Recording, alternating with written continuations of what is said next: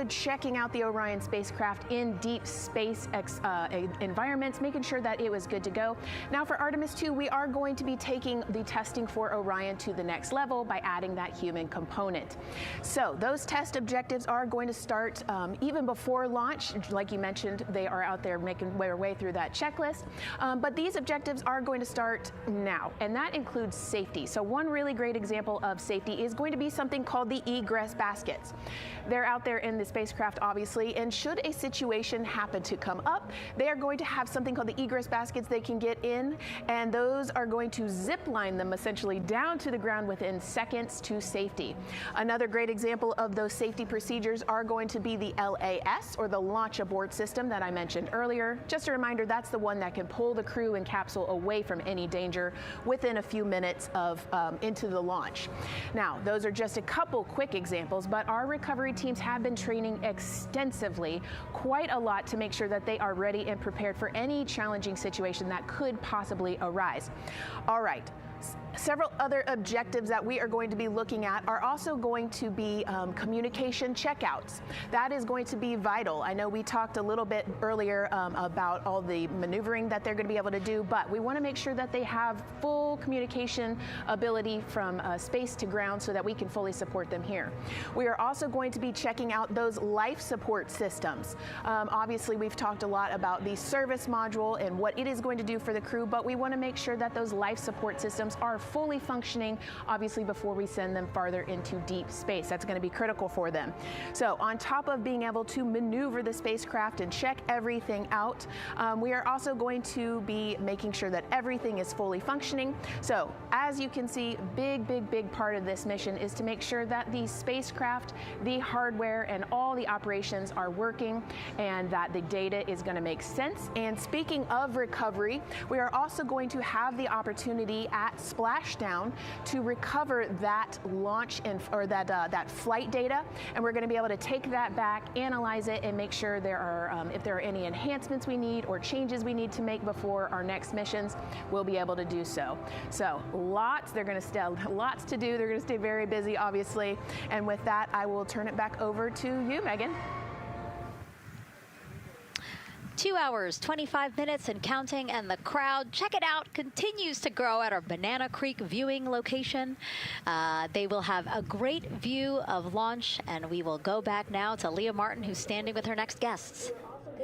Hey, Megan, yeah, we're surrounded by thousands of people, some here local from the Space Coast, but we actually have quite a few people who have traveled a pretty far distance to be with us today. I'm actually joined here by a group from the International Space Station Ambassadors Program who have come from all over the globe. Saku, you're here from Japan, you've come Val from Mexico, and then we have brother and sister Cosma and Jesco here who are visiting from Germany.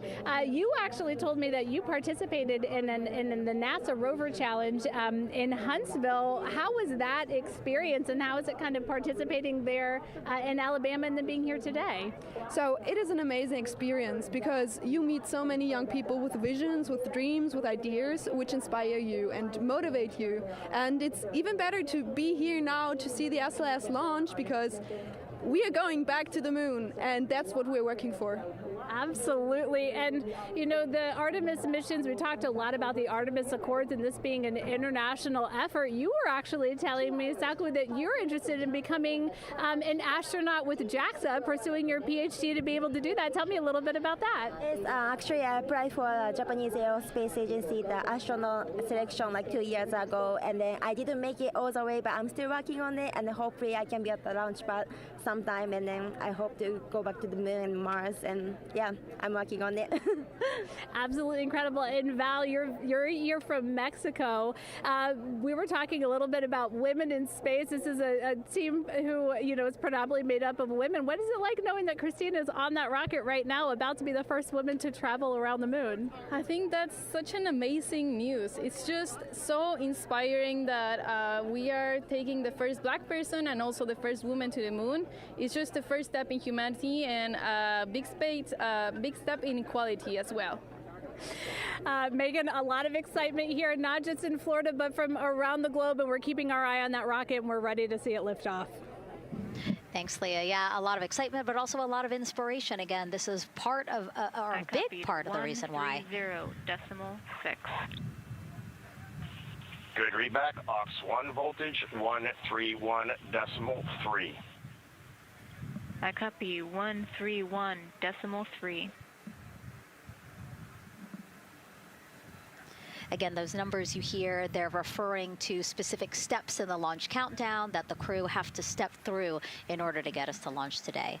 And so we were saying, yes, inspiration, a big part of why NASA does what it does. We want to go together and we want to explore together to learn more about ourselves and here on Earth. Yeah, humans, I think, naturally want to explore, and so going together, like Lisa said earlier, we're going to go farther and faster than we possibly can alone. And, you know, what a way to celebrate that today. Yeah. Going back to the moon in the first time in over half a century. And we have that great shot there in our small box of the rocket on the pad. And at the very top there, our Artemis II crew.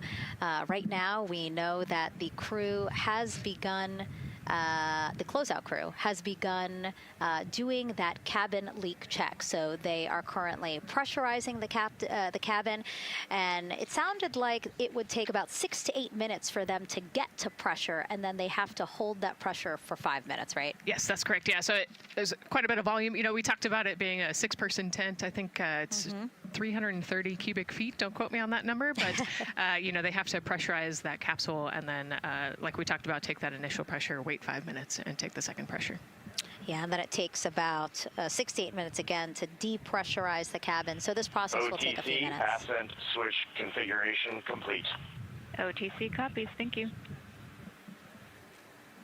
And then after the cabin leak checks, then they will finally close the last abort system hatch. So again, chugging along in the countdown, really excited to, again, continue to hear the crew's voice inside Orion, stepping through all the procedures. Yes, it's exciting to hear them making progress, right? It's all good news hearing the crew talk to the ground and working together to get to the launch. And what I think is really cool is that this is the first time NASA is going to have astronauts in low Earth orbit, but also in deep space at the moon. So here's a message from some of the crew aboard the International Space Station right now. Hello, Megan, and a big hello to everyone around the world counting down together to the launch of this historic flight test. If we weren't in microgravity, we would also be on the edge of our seats. Here on the International Space Station, all of us are honored to have the chance to wish our fellow explorers Godspeed. Throughout human history, the moon has sparked our imagination, curiosity, and wonder. With our return to the moon, we're not only going to be learning about its history, the history of our solar system and of our planet, but also about our place in the cosmos. We are so proud of the Artemis team and so excited for what you will see and learn on behalf of all of humanity during your trip around the moon. As we push the boundaries of exploration and expand our knowledge with scientific discovery, we advance our collective civilization together as one. Test flights are crucial to the mission of exploration. We all learn in test flight schools that the more challenging the missions are, the more incremental the tests should be. This Artemis II mission is one more increment on the way to further exploration. Thank you to the crew, our friends, for your dedication. And from the entire Expedition 74 crew, thank you to all of the teams that had a hand in getting the Artemis II mission to where it is today. Back to you, Megan, as the countdown continues. Oh, I love that so much. I just love seeing them there. And again, you have to remember the International Space Station is an orbiting lab. We learn so much there, and we're going to learn so much more from Artemis II, because this isn't just a test flight. It's an opportunity to learn more about the moon, deep space, and how humans can live and work so far from home. So here are some of the science objectives that NASA hopes to accomplish with Artemis II. Artemis II is our return of humans to the moon, flying around the moon on board Orion. But along with that, we're doing a lot of great science. One of the exciting things about the Artemis missions to the moon is that science is actually a fundamental pillar of why we explore, why we're going, what we're doing in Artemis. I think it's incredibly exciting that not only are we testing the vehicle, but we're testing science on board. Science where the astronauts are conducting experiments, science riding along with the astronauts. We have astronauts looking outside the window and really observing the lunar surface. It will help us understand the deep space environment. It will help us understand how that environment affects our astronauts, our systems, and life in general. So deep space is a challenge for us because you have to leave Earth's protective magnetic field. Here in low Earth orbit, the crew members are protected from some of the harmful radiation. Going to the moon, they'll no longer be protected, so they'll have a higher radiation exposure. Much like Artemis I, we have so many radiation sensors and detectors that are inside the capsule so that we can fully understand and appreciate the radiation environment for protecting our astronauts. In my hand here, I'm holding a tissue chip model. This is the exact design that's going to be flying alongside the astronauts. We'll be collecting samples from each of the crew members, and we can make these organ chips out of the astronauts themselves. So every crew member will have their own avatar on board, and then upon return, we can evaluate that deep space radiation environment and what that compares to the astronaut themselves. Not only are they going to help change the course of medicine for the astronauts, but revolutionizing that on Earth as well. We're looking at sleep, we're looking at team dynamics, we're looking at how you interact with the environment. We're also looking at the immune system, so what are the biomarkers? We're using saliva as a method to study hormones and different things in your body that may change during a mission like this. And then finally, how do we function after microgravity, being close to the moon, then returning to Earth. Which will ultimately help us achieve our goal of getting humans to Mars. And then on top of that, we have an opportunity to look at the moon from deep space on the far side for the first time in over 50 years. Having human eyeballs and brains back around the moon is going to unlock a new generation of lunar science discovery. The human eyeball is capable of taking in so much data in just a split second. They'll be able to tackle impact history, volcanic history. They'll be able to look at how the albedo, or kind of the shade and hue of the moon and the color of the moon, can tell us something about how that terrain evolved over time. We're integrating science in ways that have never been integrated into human exploration before. We have a front room mission control flight controller position called the Science Officer. We have a brand new science back room where it's basically our brain trust of lunar scientists and geologists supporting the crews of the future. And Artemis II will allow us to really test how this works so that future missions are really set up for success. We'll also be deploying some CubeSats. They're small shoebox-sized spacecraft of their own. They're each provided by another country, one of our partners. As they conduct their research, they'll complement what we are doing at the moon with Orion. It is so incredibly exciting to be a part of this mission. And it has been, really one of the privileges of a lifetime. I can see the work I'm doing benefit crew members right now and benefit the crew members in the future. So it's incredibly exciting and it's very rewarding. As this rocket launches humanity off of the Earth, we'll be setting the stage through our science to prepare humanity to leave Earth and explore the solar system. And what we learn during this and future Artemis missions to the moon will eventually get us to Mars. Here's Jasmine Hopkins again, now with Nikki Fox, Associate Administrator of NASA's Science Mission Directorate. Thanks so much, Megan. Yes, we're back on the balcony now, joined by Dr. Nikki Fox. Nikki, in this nearly 10-day mission, we are covering a lot of science, from CubeSats to tissue chips. What are you most looking forward to learning? Oh my goodness. I think for me, the most exciting thing is actually being able to interact with the crew while they are flying, doing this historic journey on the far side of the moon. They are going to be seeing pieces of the moon that no human eyes have seen before, which is really spectacular. It's going to be an interesting trajectory. Some of it is in darkness. Then at the terminator, so in darkness, they'll be able to look for like impact flashes and things when micrometeorites pummel that poor moon. And then at the terminator, they can see shadows and interesting things, which kind of gives you depth perception. And then, of course, in the sunlit, picking out everyone's favorite craters. Also, if we launch today or tomorrow, they will see a total solar eclipse from the Orion capsule. How cool is that? That is very cool. We are thrilled for this Artemis II crew to be able to see the moon in a way that we've never seen before. What is so unique about that far side? Why are we going there? I mean, honestly, it's just, it is unique. It's very different to the near side of the moon. The actual sort of terrain, the morphology, it's very, very different. And so it will be very exciting to see that as we're going past that. Absolutely. And Nikki, you know, we are performing a lot of science at the moon this year, actually, not just Artemis II. Can you speak to the commercial lunar landers we're planning to send? Yes, we are very, very proud of our commercial partners as they take our payloads for us to the lunar surface. And very excited. Next one up is Blue Origin's Blue Moon Mark 1 going. It's got some science on it. It's got the scalps that went on the Blue Ghost, so we'll be able to sort of look at that plume as it's coming down onto the lunar surface, and then also the laser retroreflector that will be the array that's up there too. So even on that first test flight, packing it with science as much as we can. Wow, Nikki, so much science. It's hard to keep track of everything, but the unique thing about Artemis II is we're sending crew. Can you speak to the importance of the human element of science? Absolutely. I mean, we can program, like we do with our beautiful rovers on Mars, we can program them to do certain things, and it's what we think we need them to do.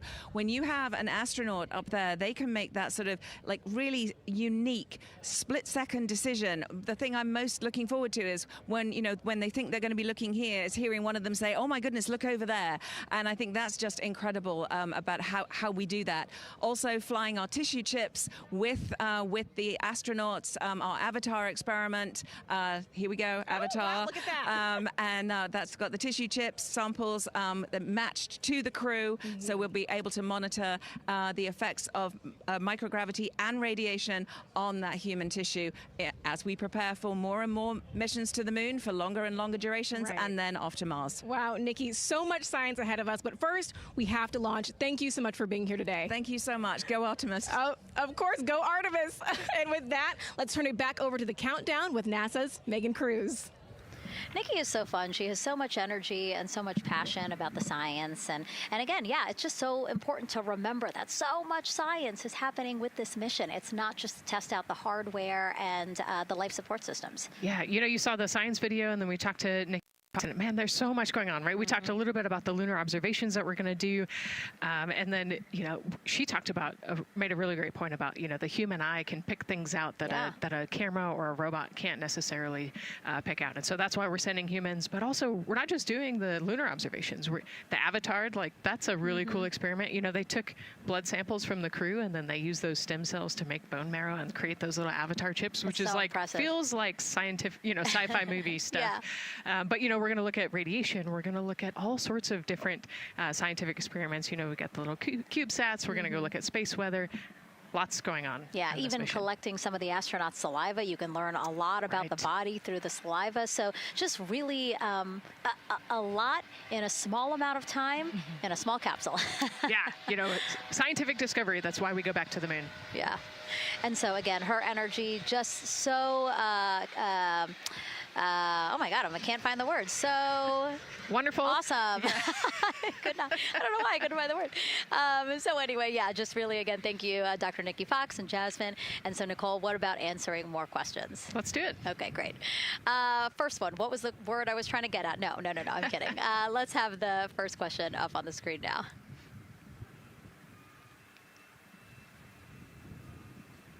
I know we got him. I see him being asked. And CDR OTC Orion Earth 1. Go. For your awareness, scrubber cycling is about to be restarted. Integrity copies.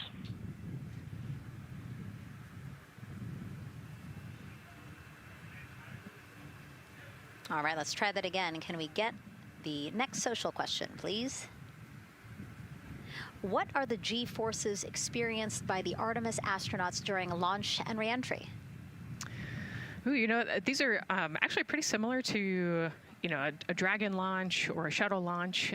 We have to accelerate to get out of the Earth's atmosphere, and then, we talked about the secondary burns that they will do to get away from Earth. But, for me personally, it kind of felt like we got slingshotted off the Earth is how I like to describe it. So, you get set back in your seat and the G forces are into your chest. CDR OTC Orion Earth 1. Go ahead. Moon leak check complete. The cabin is going to be vented to flight pressure momentarily. Integrity copies. That's fantastic news. Yeah. Again, so the spacecraft is holding pressure as expected, and so now they will depressurize it, which will take about 6 to 8 minutes. Exciting. Yes. Yeah. Go ahead, Nicole. Like we sorry. talked about, continuing to march towards the launch. Yeah, so the G-forces are into your chest, and it's kind of a slow build, and you can get all the way up to 4.5 Gs into the chest during the launch, and often they have to back off on the thrust a little bit so that you don't get too high in the G-forces, and especially as we go through kind of max Q or that max aerodynamic force, so as they get through the thicker parts of the atmosphere. And then very similar G-forces on the way home, so slow, steady build up to about 4.5 Gs as the rocket actually decelerates. You know, you heard in one of the packages, when they come back, they're going to be going 7 miles a second. Gosh, that's and incredible. so you have to slow down somehow, and to do that, you have to actually, you know, when you brake in a car, you feel those G-forces, and so for the astronauts, it'll just be, again, into the chest based on the orientation. Great. Thank you so much for that answer, Nicole, and for that question. We're going to continue to try to take as many as possible. Again, you know how to send them to us at NASA Artemis. But now we again have another question for you, for our audience. We want to know, what part of Artemis II are you most excited for? Liftoff, Earth views from Orion, lunar flyby, or splashdown? Tell us again on NASA's Instagram or Twitch accounts, and we'll share your answers a little later in the broadcast. That's a tough one. I don't know what my answer would be. I know. I don't know either. I'm excited for it all, but that's a cop-out. All right, now let's head back over to Banana Creek. Again, the crowd's there, really excited. People coming from all over the country, from around the world. Why don't we get another check with Leah Martin to see who she's caught up with now. Well, Megan, we were a little while ago talking to some students from around the globe. Today, we're actually talking to some local students who are from right here, locally, Merritt Island in Titusville. We talk a lot about the Artemis generation and about the students who are going to become the next generation of dreamers, of engineers, of scientists and technologists. And I'm actually standing with a group of those students here today. Our local high school has actually implemented a really neat new program in the spirit of being able to create these pipelines for employment and engagement. Can you tell me a little bit about what Merritt Island High School is doing? Sure. Well, this is a new program, first of its kind here at Florida, and basically what we're studying is astronautics and aviation, kind of blended the two together. We have flight simulators in our lab, but students are also learning about engineering, aerospace engineering, and we're trying to make all kinds of pathways available for them, trying to give them opportunities to see which pathway they might want to be interested in.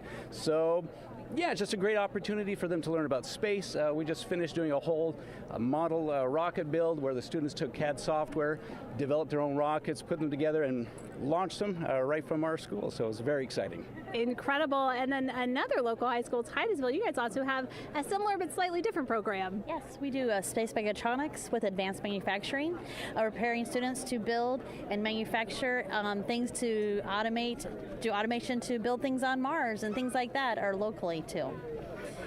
Now, you told me that you're actually trying to figure out a little bit what you want to do when you're done your freshman in high school.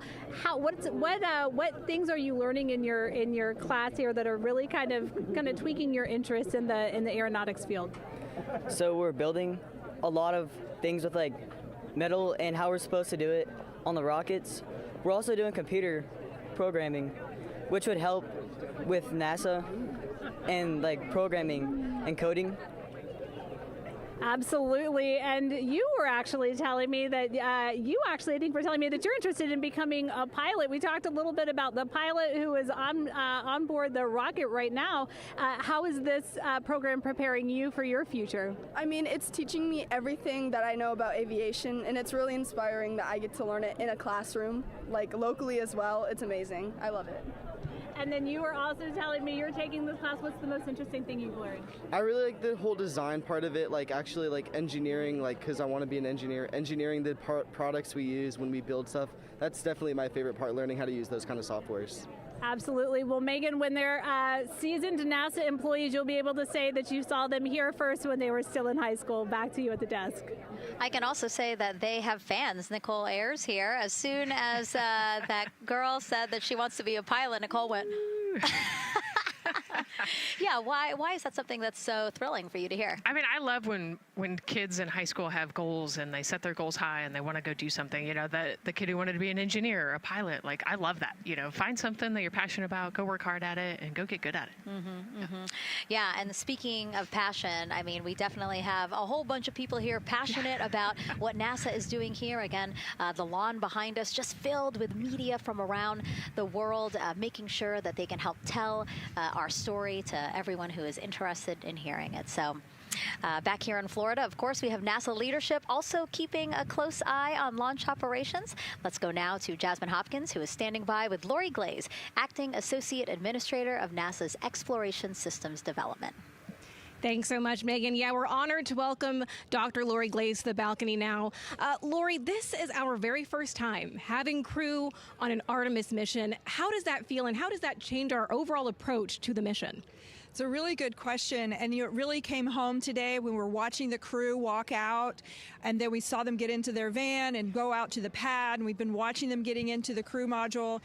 And so we've really put an enormous amount of rigor into assuring the safety of our crew. One of the most important things on this mission, different from Artemis I, is we now have environmental controls and life support systems. One of the most important things we're going to do on this mission is test those out and make sure that we can keep our crew healthy and safe throughout their mission. We also on this mission have an activated launch abort system, which we had the system for Artemis I, but it wasn't active. But we definitely had that active on this mission. We want the ability, again, if something goes wrong, to be able to have that ability to abort and get them back to the ground, again, safe. Absolutely, Lori. I mean, as you're driving home, safety is paramount here at NASA, and your program is responsible for all of these Artemis elements. We have the Space Launch System, Orion, ground systems. So how do you get everybody cohesively on the same page for a day like launch? And that's a great question, and it's really been wonderful to watch our teams working together. We have the ground systems, which are kind of the bookends of our mission. The ground systems help prepare us to get the rocket ready to take off. They're doing all of the loading of the tanks right now and getting the crew into Orion. And then at the back end, they'll be there to recover the crew when they land in the ocean. But they know that their job is to make sure that that rocket is ready to go and that the crew module is ready to go. And then the rocket itself, the space launch systems, they know that their job is to deliver the crew module to the right point in space so that they can conduct their mission.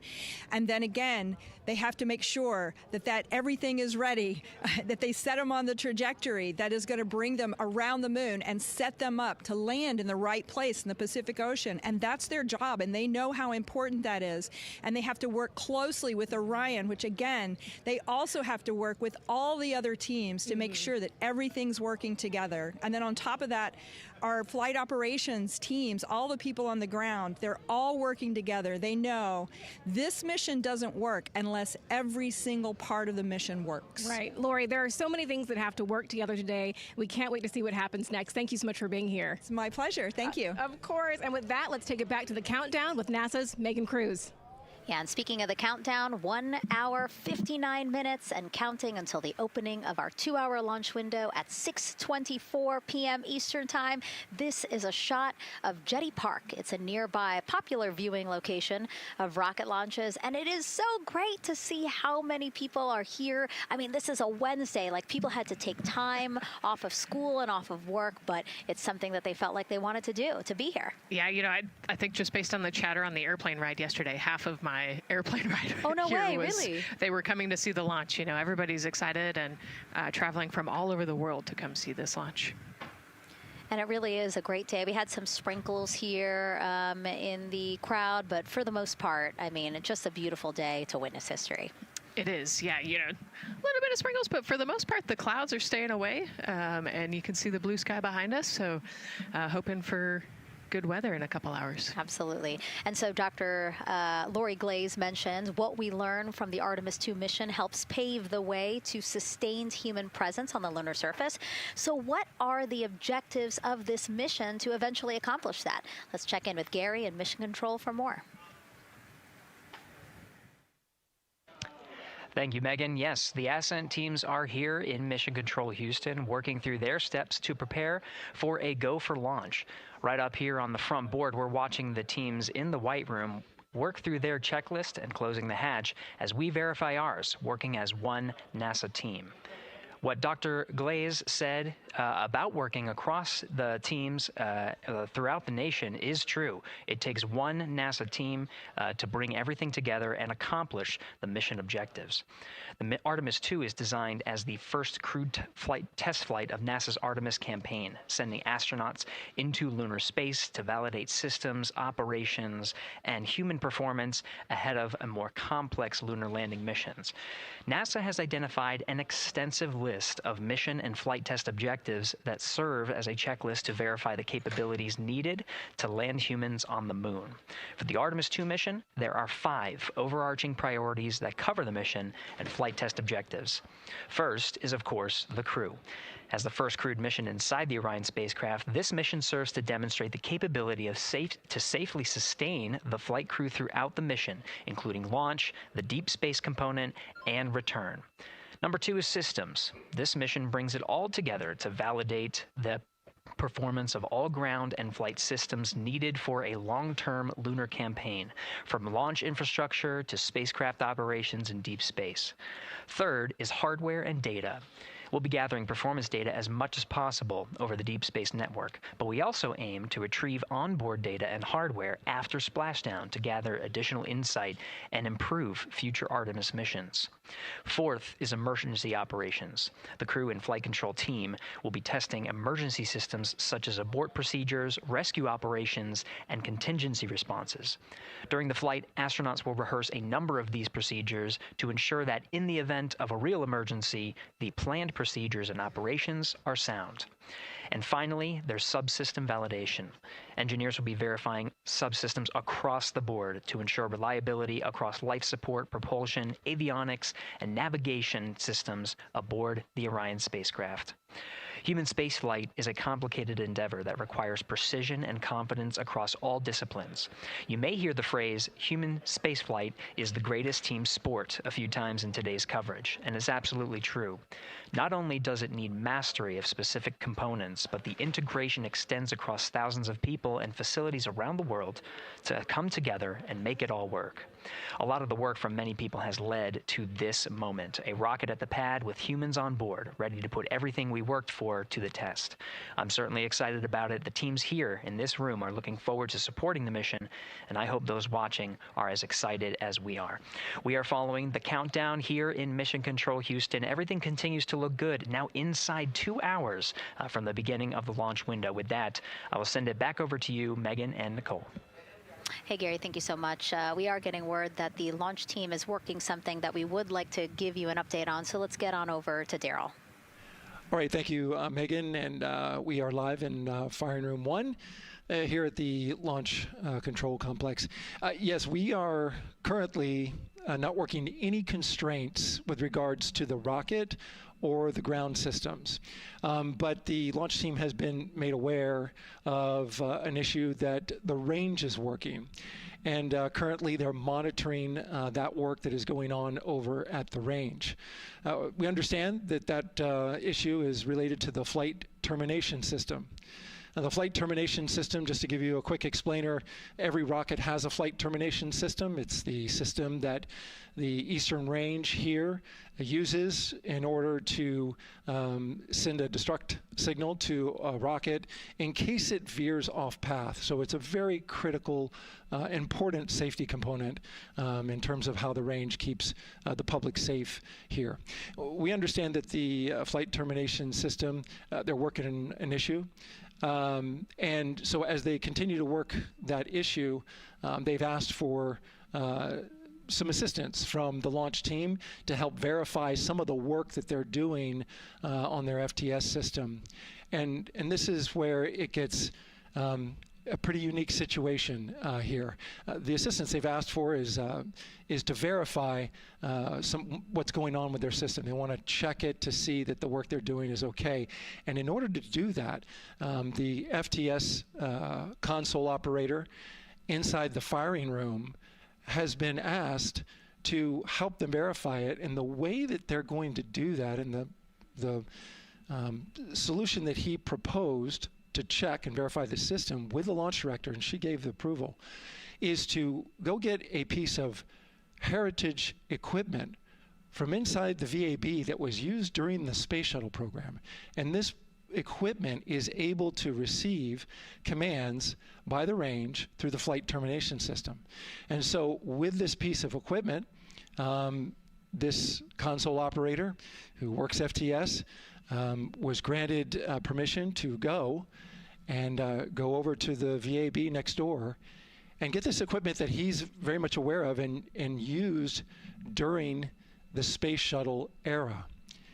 And so that is in work right now. The bottom line of all this is, at this moment, the range is no-go. But that is not stopping us from moving forward in the countdown. We can continue to process and work the countdown. The closeout crew will continue to do their work, and the launch team will continue to do their work as well. But we'll keep you updated on what happens in regards to, as far as my understanding goes, a pretty unique situation here with trying to bring resolution and kind of help out the situation that we're seeing at the range right now. And that's the latest here from the firing room. I'll send it back to Megan and Nicole out the host desk. Thank you, Daryl. Yes, very unique, but I think it speaks to the ingenuity of this team, right? To say, hey, we have this equipment at the VAB. Why don't we leverage it to try to solve this issue and work it? Yeah, what a great example of human creativity, right? We know this thing exists. Let's go solve this problem. We have time, like Daryl said, we're going to continue to march down the countdown. So we'll continue to get the rocket and the crew ready, but we still have that 2-hour window. So in the meantime, let's try to figure out what's happening with the range. And speaking of the range, what is the range for people who might not watch rocket launches with us often? Sure, yeah. So anytime that you launch a rocket, you have to clear the airspace, right, in the launch corridor. So where the rocket's flight path is going to go, you have to make sure that that whole airspace is clear. And so we actually have assets. The Space Force helps us out with this one, but we want to make sure that there aren't airplanes in the way and there aren't other maritime assets in the way or things like that. So that there's a whole group of people. We talked to, actually, Gary said it great, right? It's a huge team sport, and so there's a whole group here on the ground that is monitoring that launch corridor to make sure it's clear and ready to go.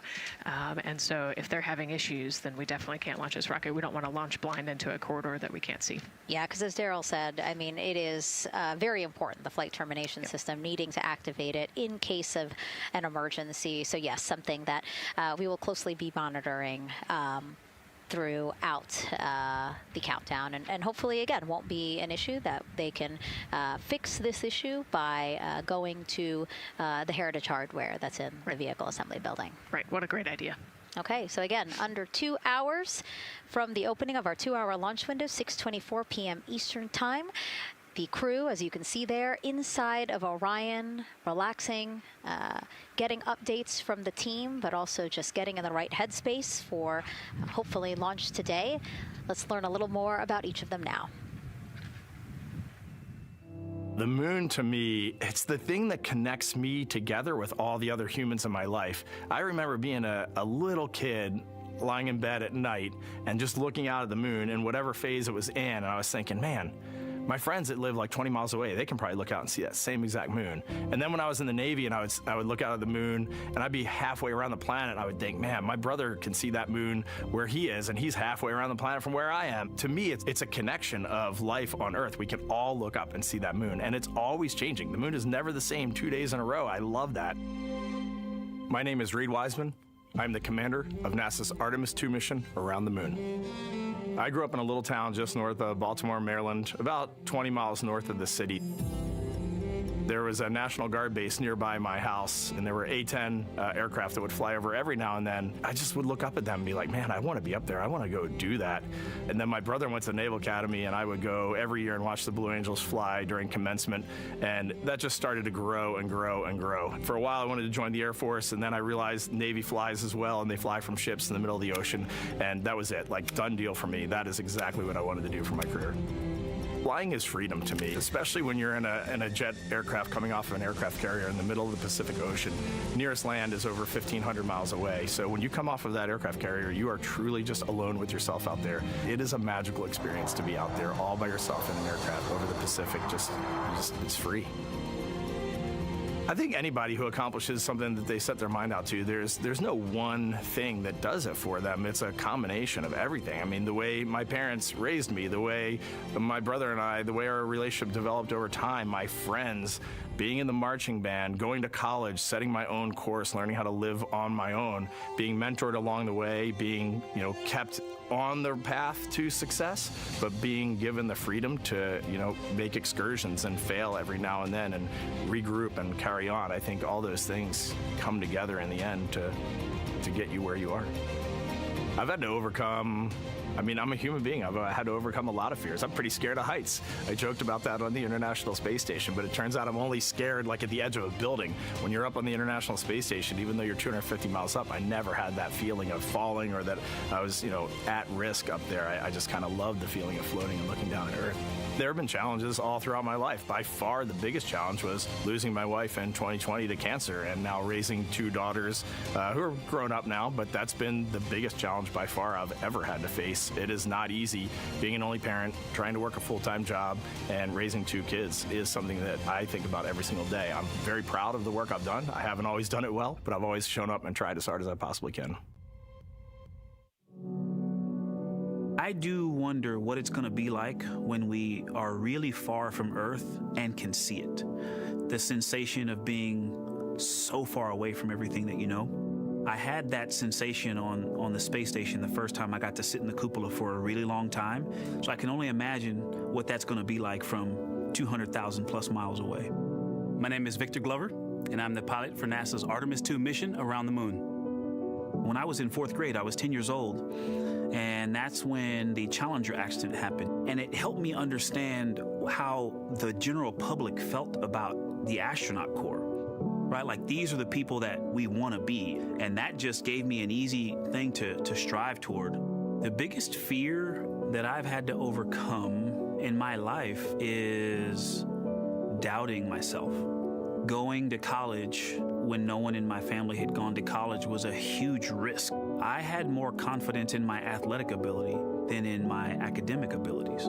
I could play football with those college students that I saw on TV, but my classmates that I saw in the lab and around the University Union, I didn't know if I had what they had.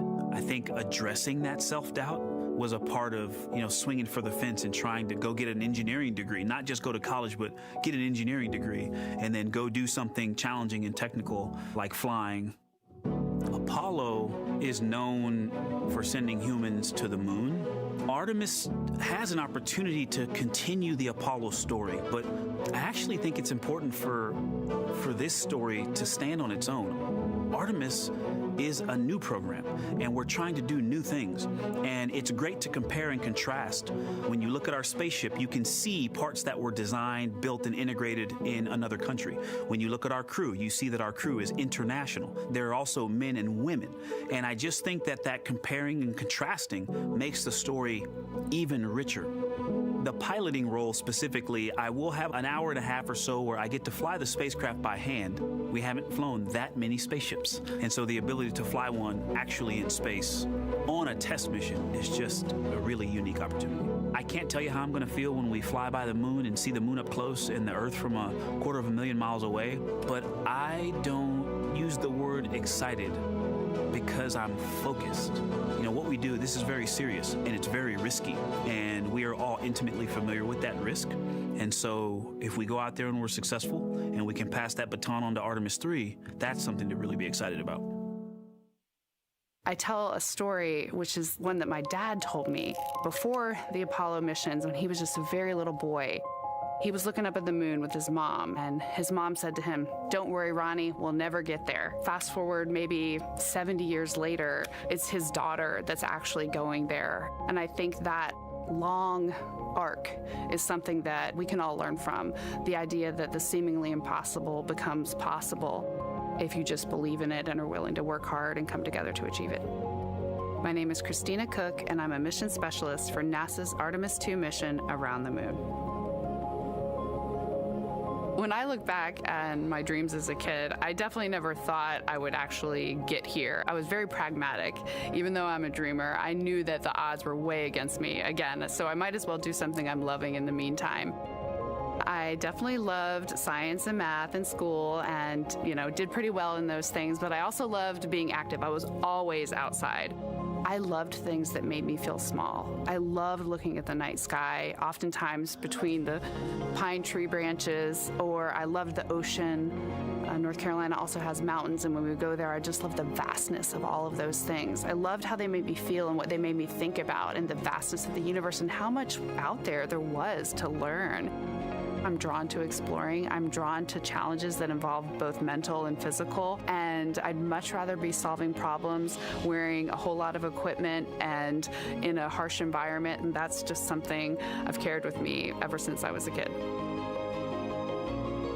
Thinking about the fears or challenges that I've had to overcome, there are just so many. I mean, basically, that has been the journey. I always say to people, do what scares you, and that means I have to follow my own advice. So doing what scares me meant getting on a plane and going to the Antarctic, getting on a plane and going to study abroad in Ghana, applying to become an astronaut, opening the EVA hatch in the airlock and going out of it into the darkness, strapping myself onto a rocket.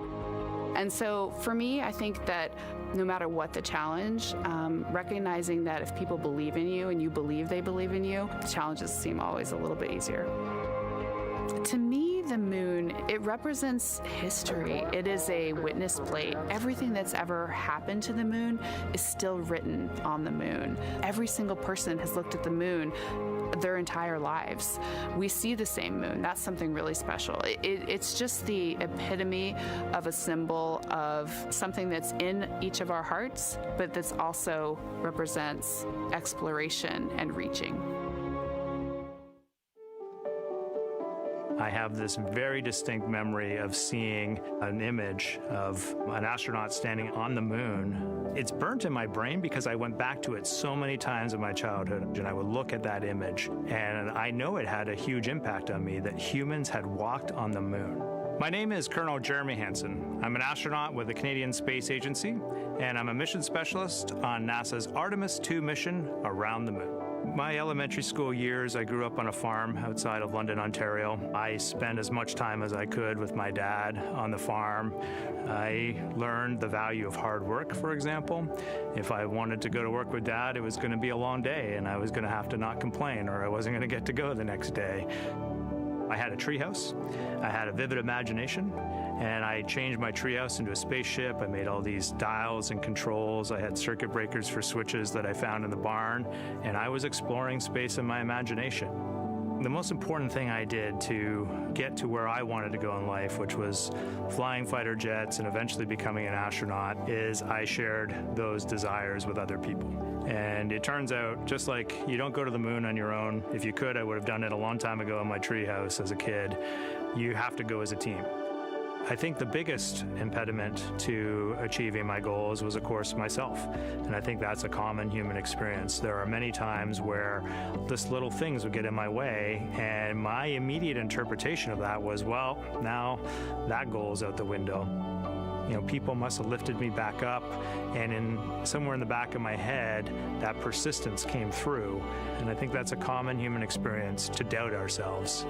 I've come to this, I guess, realization that I believe that we all have gifts to contribute, and the goal is to figure out how to use your energy towards adding positively to humanity's existence on this planet. But I love it when humanity sets big goals, like sending humans to the surface of the moon with an eye to eventually going to Mars, because when we do that, we can bring together genius from not just even in one country, but around the world. I've also learned from my indigenous mentors that they refer to the moon as Grandmother Moon. So you've probably heard of Mother Earth. They use Grandmother Moon because Grandmother Moon is responsible for the water in their community, just like the moon moves the water around the planet, affects the tides. And I think that's a really beautiful thing for us as we go back to the moon, to think about all the different cultures around the world and how they view the moon differently. And that's really neat because we all share that same moon in the night sky.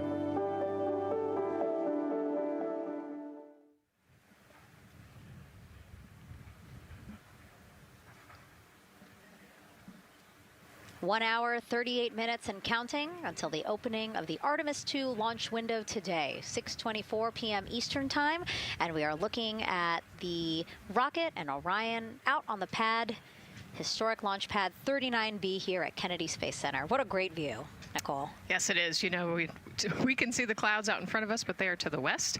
And you can see that there's some blue sky peeking through behind that rocket, which is good news. And more people continue to come on center here. About a couple of hours ago, folks with special passes to come on center were allowed to start driving on with family and friends. And of course, we have media growing by the moment here at the press site here at Kennedy Space Center, setting up their cameras, setting up tents, interviewing folks. Again, this great jib shot that we have from our camera here showing all the interest that we have here at the press site. And actually, even to the right of us, so camera left, no, sorry, the right of your screen, left of us, plenty of other people there set up with their own tents, broadcasting to their own viewers. And so again, just really cool to see everybody wanting to share in this moment. Yeah, that's, I mean, how many media tents we can see from here. It's a beautiful thing. Yeah. I think it's important to share this message with the whole world.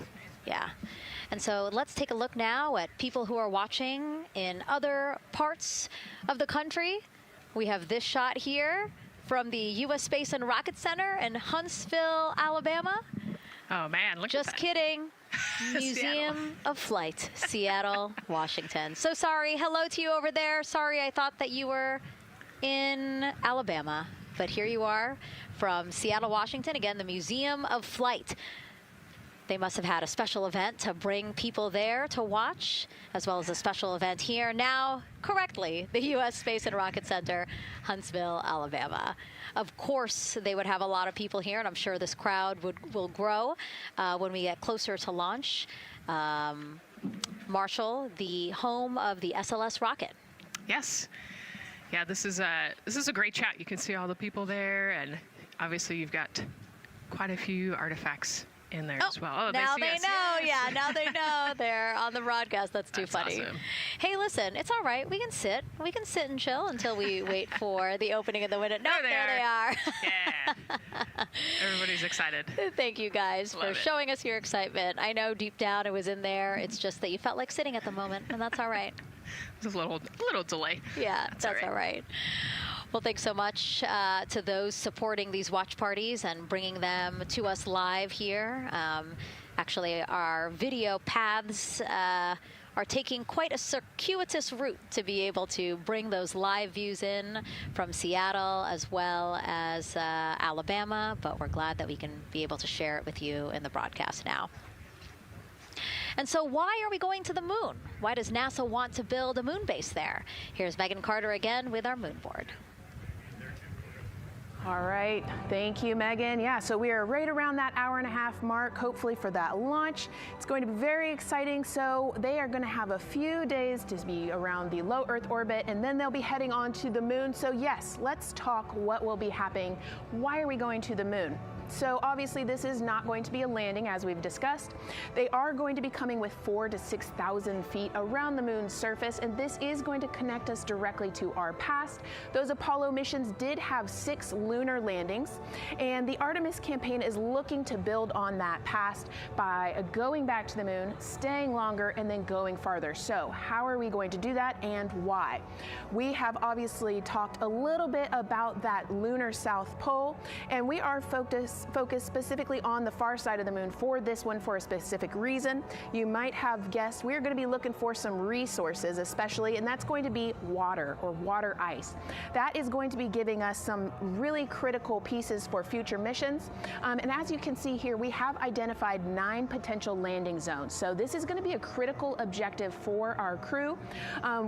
Depending on when they launch, it will determine what is going to be visible, but we do have these 9 landing zones right here here around the Shackleton crater. And as you can see here, a lot of that area is deep and dark, and that is where we are going to be looking for that water ice, because that is obviously going to give us not just water to drink, but as we know, that can actually be converted into our propellant potentially, that hydrogen and oxygen.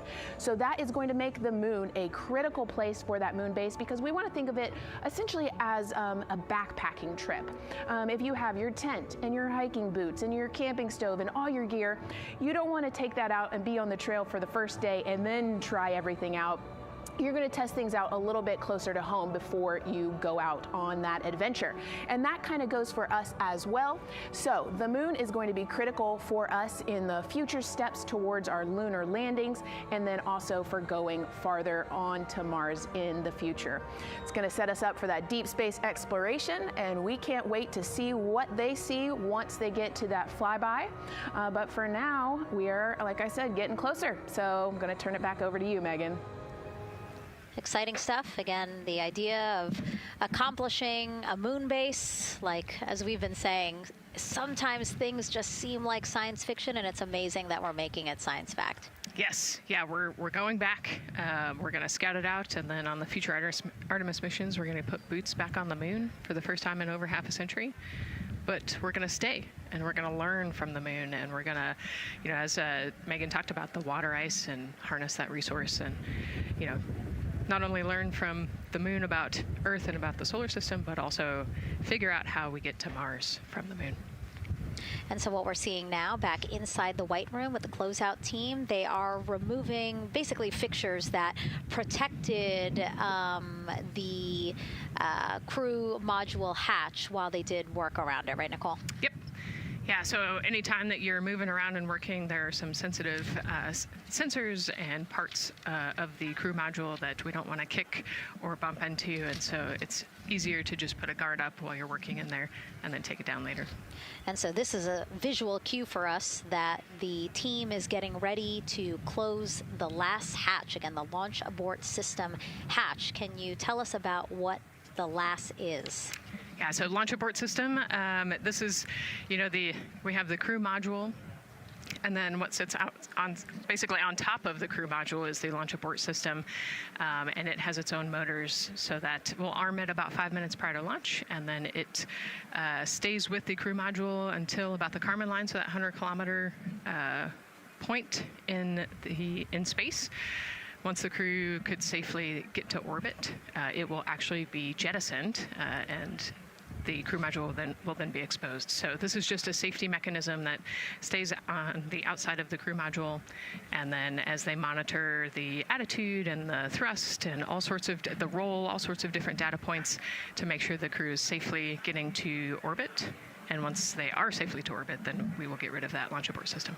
And it looks like they're putting all these parts that they're removing from around the crew module hatch into a bag, because they have to take this out with them once they leave the pad, right? Yes, yeah, we don't want anything left up there in the White Room, and especially because that crew access arm will move away from the capsule and the rocket, and so we want an empty White Room, no FOD like we talked about, so that we can have a safe launch.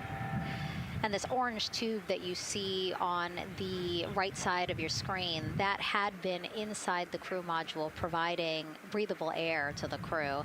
And now again, with the crew module closed and them getting ready to close the second hatch that has been removed and is out of the way. So again, the closeout crew can continue to do their work. Yeah, that's just a duct to provide some cooling air and some breathing air to the crew and the closeout crew while they're in there. That's actually a good point, yeah. And so as we continue to watch the crew prepare to close the launch abort system hatch, why don't we take a look at the crew's mission patch? Now, crews have designed their official mission patches since the Gemini 5 launch in 1965. Reed, Victor, Christina, and Jeremy, they really wanted to play on the abbreviation of Artemis II to all, signifying not only the second major flight of the Artemis program, but also a mission to explore for all, by all. The crew chose the iconic Earthrise photo for a reason. It was taken by the Apollo 8 crew in 1968, the first crew to ever fly around the moon. The mission was to prove teams then were ready to land on the moon the same way Artemis II hopes to fly around the moon ahead of a lunar landing with Artemis IV. This time, as we've been saying throughout the broadcast, to stay on the moon and pave the way to Mars. Yeah, we talk about incremental steps, right? And so Artemis II is very similar to Apollo 8 in terms of that increment. They're going to fly around the moon and set up the rest of the Artemis program for landing on the moon, but also with a nod towards the fact that we do this for all humanity. And I love the thoughtfulness and how much they, how much importance they put on their patch design. Another camera angle of inside the Orion spacecraft. I was going to say, we might be able to see Rise, but I think it's right behind Reed's foot there. And so to orient people again, so basically we have Christina in your upper right-hand, Christina in your upper left-hand corner. Then you have Jeremy below her. And then the feet you're seeing, those are Reed's feet. And then next to him, the upper right-hand corner, that is Victor, who's unfortunately hidden by Reed's feet, but again, that is the orientation of the crew inside Orion right now. Now, earlier this week, the crew got to stick their patch on a wall just outside the suit-up room. You can play that video there now. You can see that crews have been doing this as part of a pre-flight tradition again. Wow, Reed just making sure that thing won't come off. It's flat. And so now Victor is signing there, followed by Christina, and then Jeremy.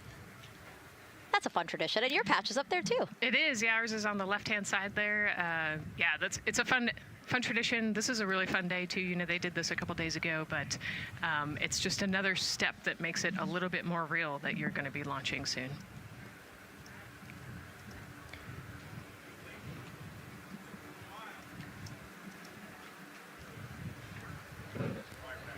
Again, we talked a little bit about this before. The basically like a computer there on Jeremy's leg, a way for him to just check out the data, see some of the data that also Reed and Victor are getting to see, but in those much bigger displays for Orion. Right, yeah, it's basically a tablet on his leg, and it's actually plugged into a cord nearby that allows him to have a screen repeater so he can see what they're looking at.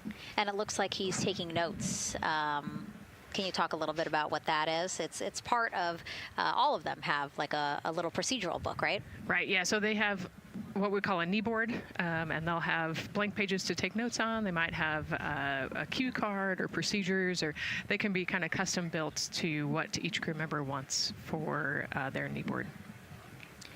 This mission, of course, built by people and companies in all 50 states, as we've been saying throughout the broadcast, and with our international partners as well. Let's take a look at some of the people playing such a big role in today's test flight. What we're doing here is a collaborative effort of hundreds of thousands of people. This is about the parts, the hardware, the software, the services, all coming together to make that mission possible. My dream for this space program is that we would not just push the boundaries, but that we push them together. And liftoff of Artemis I. We rise together, back to the moon and beyond. It takes a team to do great things. And Artemis has an incredible team. We have international partners. We have commercial partners and industry partners. It takes unity to accomplish great things, and that's what this mission's all about. We're not sending our money to the moon and lighting it on fire. We're putting that money right back into the economy in ways that benefit everybody. So every dollar that comes out of the Treasury that goes to support this mission goes back into the Treasury 3 times. What is very important to me is that we do it the right way, and that we do it with our values, that our industries grow, that our communities grow, that our families are healthy and safe and have amazing things to work on. Then we're going to build machines to go even further onto Mars. That is our generation, the Artemis generation, that defines the starting point of our exploration future. I just want to say thank you to all of the hands that have touched a part of this program and the hearts that have moved everyone to this goal, because we're going to the moon and we're going beyond. One team. One team. One team. One dream. What I really like about that package is, again, just reminding people that this is spurring so many jobs across the country. Yeah, across the country and across the world, right? The whole world has a part of this. The Artemis Accords are signed by over 40, 50 different countries. And so, yeah, we're taking all of the taxpayers' money and we're putting it right back into the jobs here in the U.S. And the money, too. You know, when we have more disposable income because we have good paying jobs, that's money that goes back into our economy as disposable income. So really, it is just an ecosystem that NASA is proud to be a part of. Right. Not only is it about the money and the economy, right, but it's also about the science and what we're going to learn and exploration. You know, on top of all of those things, we benefit the economy as well. Obviously, Nicole is a wealth of knowledge. We're very lucky to have her. We're going to be tapping into that knowledge throughout the broadcast, and we have been for now close to 4 hours. So thank you, Nicole. I hope you're holding up okay. Yeah, I'm loving it out here. It's been great. Let's learn a little bit more about Nicole. Her first mission to space was actually last March. She launched from here at Kennedy Space Center as pilot of NASA's SpaceX Crew 10 mission to the International Space Station. And what a beautiful launch that was. She spent 148 days in space conducting science experiments that could benefit us on Earth. For example, one studied the physics of liquids, which could help researchers deliver medicines more effectively. She also conducted an almost 6-hour spacewalk to help upgrade the orbiting lab's power system. Nicole is a lieutenant colonel in the U.S. Air Force and flew one of its most advanced aircraft. She was born in San Diego, California, and is a twin.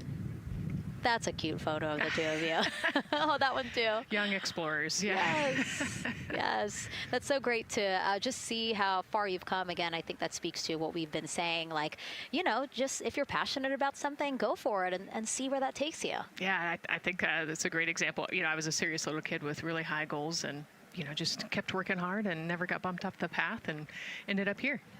And you know, I think it's a testament to the human, like we talked about, you know, if you're willing to work hard, be a good team player, you can really get anywhere you want in life. And that's what I love to talk about. Christina has mentioned similar things. And so it's been kind of a theme for the day. Yeah, definitely a theme for the day, a theme for the team. The team has said the same, the crew has said the same sort of things. So absolutely, Nicole, thank you so much for being here. And hopefully only a little bit more until launch today. Hopefully. So today's Artemis II test flight will mark only the 7th time NASA astronauts will launch on a new NASA spacecraft designed for crew. And then controlling the flight will be Mission Control in Houston. Our Gary Jordan is inside with flight controllers. Hey, Gary. Hey, Megan, you are right. This is a significant milestone, and we may be putting the names of a few more astronauts in the history books today. The Artemis II crew is set to launch today will join a select list of humans to fly in a spacecraft for the very first time. And Artemis II, like missions before it, is a test mission. During ascent, the crew and the teams here in the room are prepared for a variety of scenarios.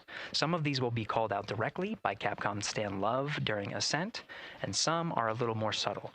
These calls can be split into 2 categories: alternate main engine cutoff or MECO targets and aborts. First, there are 2 alternate MECO targets, or AMTs. These note milestones to give flight control teams and astronauts an idea of what would happen after that moment should the core stage lose one of the main engines. First is AMT low. You won't hear it called out by the crew or Capcom since this happens right at liftoff. If the core stage loses one engine at this moment, an abort once around option could be made at main engine cutoff, meaning the crew could target a splashdown in the Pacific. The second is AMT high, which will be called out by Capcom Stan Love around 22 seconds. After this moment, if the core stage loses an engine, we can still pursue an alternate mission in low Earth orbit to accomplish some of the test objectives. And at about 5 minutes, 16 seconds into the flight, you'll hear the call 3 engine press. This is a good moment. After this point, if the core stage loses an engine, we can still make a nominal main engine cutoff and pursue a moon mission as expected. Again, these MECO targets give the flight control teams and crew an idea of what lies ahead should one main engine be lost, but assumes we are otherwise continuing to a main engine cutoff target. This differs from an abort, where the Orion capsule separates from the Space Launch System prior to the planned separation time. There are abort options at every moment that integrity is attached to the Space Launch System, from the pad to more than 3 hours into the mission. During the first 8 or so minutes of powered flight, there are 3 abort options. First is the use of the launch abort system, which you see at the very top of the rocket and here in the White Room where the hatch is open and teams are working to close it. This particular abort capability can be used from here at the pad through roughly 3 minutes and 22 seconds into the flight. Next is an untargeted abort splashdown, or UAS. This uses Orion service module engines to escape the SLS and becomes available immediately after the launch abort system jettisons. Third is an abort once around, or AOA. You'll hear Capcom Stan Love call AOA open around 7 minutes 30 seconds into the flight.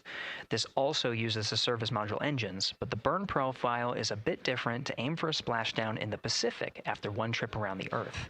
NASA's expedited recovery teams are staged off the coast of San Diego to get to the crew and integrity quickly for this abort option.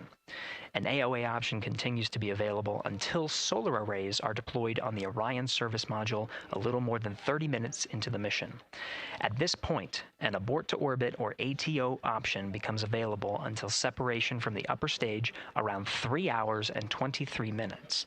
Mission profiles can vary depending on when an ATO is executed in that window, but with power being drawn from solar arrays, it buys more time for astronauts and flight control teams to make decisions and stay in Earth orbit, return for a splashdown, or continue to the moon. The Artemis II crew and flight control teams are well trained on all of these scenarios, and the calls you'll hear to the crew on Orion to Earth may help them be in a ready state for whatever challenge may come their way.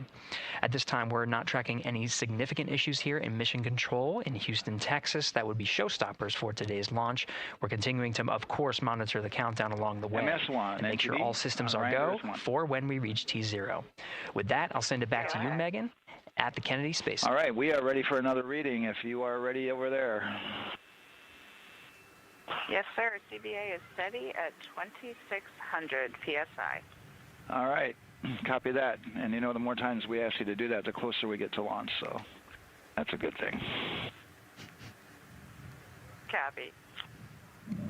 You heard it there from NASA Test Director Jeff Spaulding.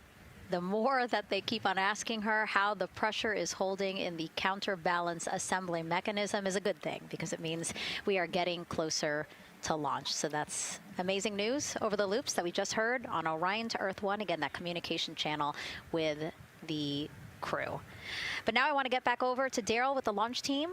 He has an update now on the flight termination system that the team was tracking. All right. Thank you very much, Megan. And we're getting an update now from the launch team as we speak.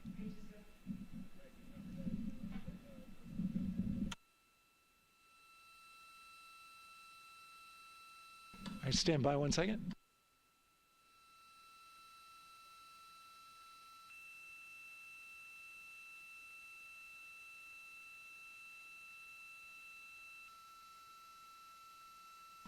Okay. Sorry about that. We were just getting an update, in fact, about what I was about to report out on the range. And the good news is the range is go. So we reported that they were working to verify their equipment regarding the FTS system. And they asked for a little of that verification work to be done by one of the FTF FTS engineers here in the firing room. He went out to the VAB to get some legacy hardware to help out with it. But in the end, this is a fix that the range had come up with to get clearance, to clear the range rather, and to as well work the FTS system. And so now they are go. Again, the range is go. That is no longer a constraint. And so you combine that with the fact that the rocket and the ground systems here also working, no constraints. Clear board here is great news. So again, the range is green, and we're continuing to work through the countdown. We got a weather update that came in to the launch director from Launch Weather Officer Mark Berger. He reported out that there's still a little bit of feisty weather activity that's happening up in the Titusville area. That's the city neighboring the Kennedy Space Center. Those showers had passed over Kennedy, and then now they're currently over in Titusville, currently still within that mile kind of constraint of flight through precipitation rule. But we're still far enough from the window that it looks like it won't be an issue. And in fact, we're seeing some good sunlight now breaking through onto the launch pad. As you can see, it's actually shining on the other side of the rocket here. But to the west, we're starting to see some of that clearing that was forecast. And so the launch weather officer held his forecast for 80% go for flight during our launch window tonight, which, as a reminder, is 6:24 p.m. Eastern Time until 8:24 p.m. Eastern Time.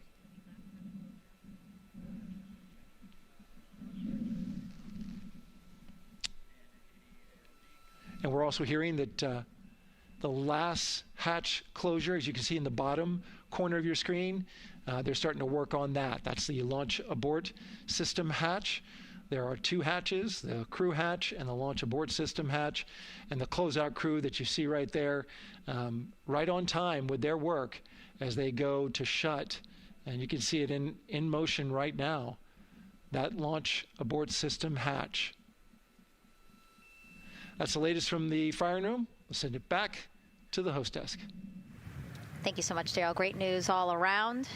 And yes, we did just see them close the last hatch. And now we are looking at a live view of Banana Creek. Lots of people there, I'm sure, relieved to hear that that issue with the flight termination system has been resolved.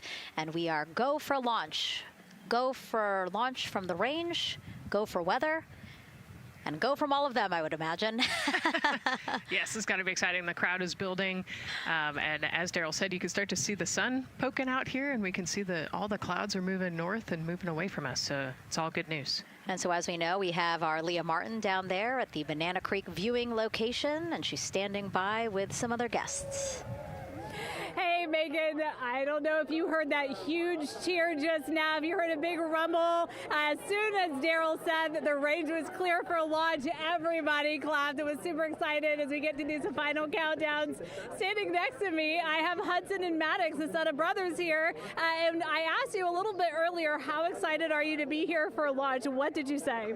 I'm very excited. It's our mom's birthday, and, you know, not a better way to celebrate right now. I asked you on a scale of 1 to 10, how excited are you? Would you say? 11. Yeah, 11. I'm very excited. Super excited. Yeah. So, Megan, we've been watching the launch broadcast here and hearing some of the questions that you and Nicole have been asking and answering. And I actually wanted to ask these two kids, if you could take a 10-day trip around the moon and take 3 people with you, who'd you take with you? Well, I'd take my dad and my mom.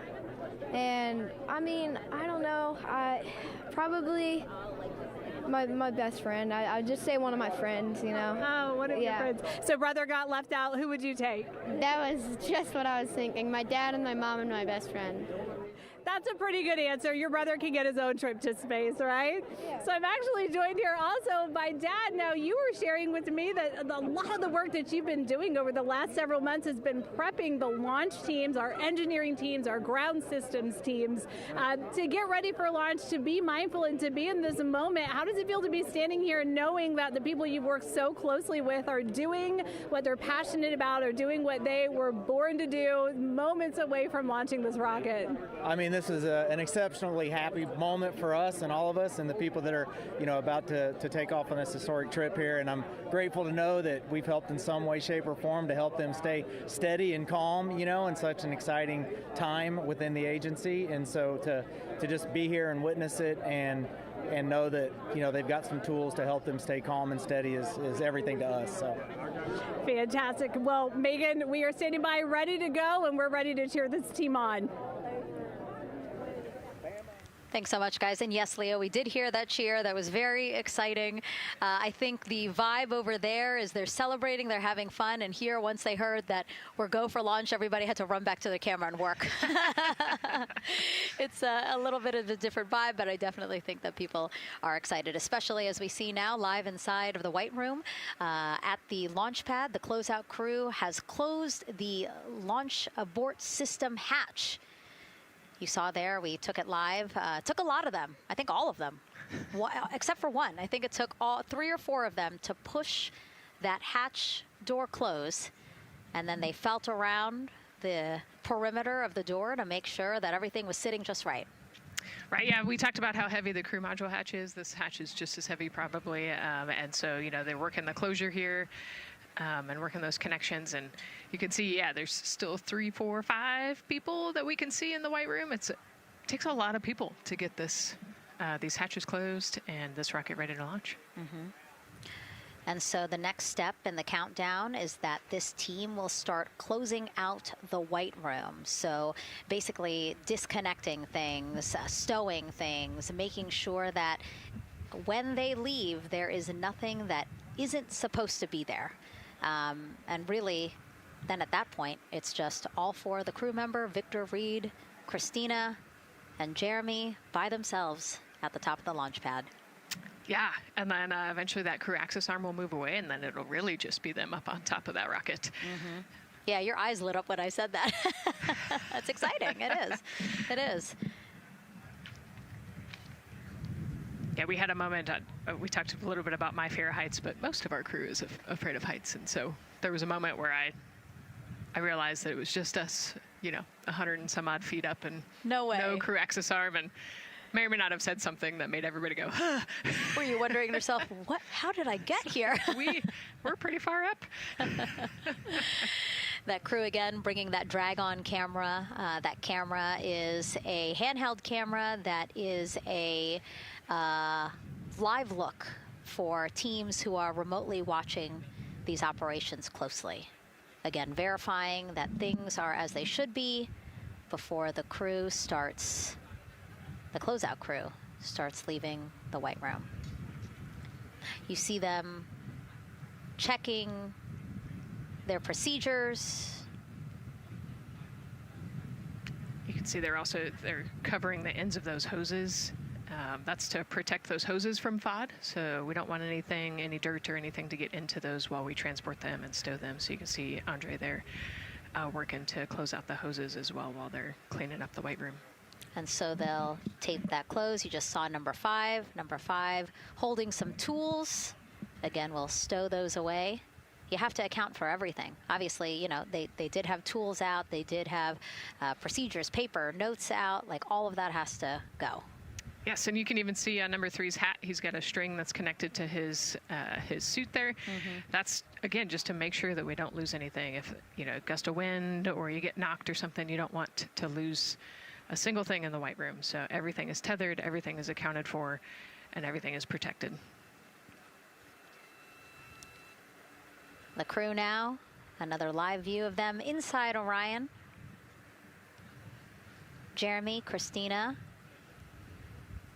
and Reed and Victor on the right side of your screen. What do you think they're thinking right now, Nicole? Oh man, just over an hour to launch. probably a little bit of a lull right now, monitoring some systems, but you can see Reed's got his feet crossed. So I think just trying to relax and, pass the time by maybe thinking through the items that they're going to monitor through the launch, the different jobs that each of them have throughout the launch. And once they get to orbit, this first day on orbit is actually really busy for them. They've got, 2 burns that they have to monitor. They've got to get the system set up, and they've got to get the cabin set up. So there's a lot going on in the next 24 hours for this crew. I think they've got a couple sections where they get to take a nap, but I don't think they get a full night's rest for quite some time. So, going through what's next. And so as we say that, I mean, imagine what it would be like to live in a spacecraft for 10 days. Let's take a look at what life will be like in Orion. Artemis II is our first crewed mission back to the moon since the Apollo program. A lot of the focus of Artemis II is really checking out systems to be sure that we're ready and well positioned for continued human exploration. My name is Susan Baggerman, and I'm the Chief Health and Performance Officer for the Orion program and the Artemis II mission. And this is 10 Days in Orion.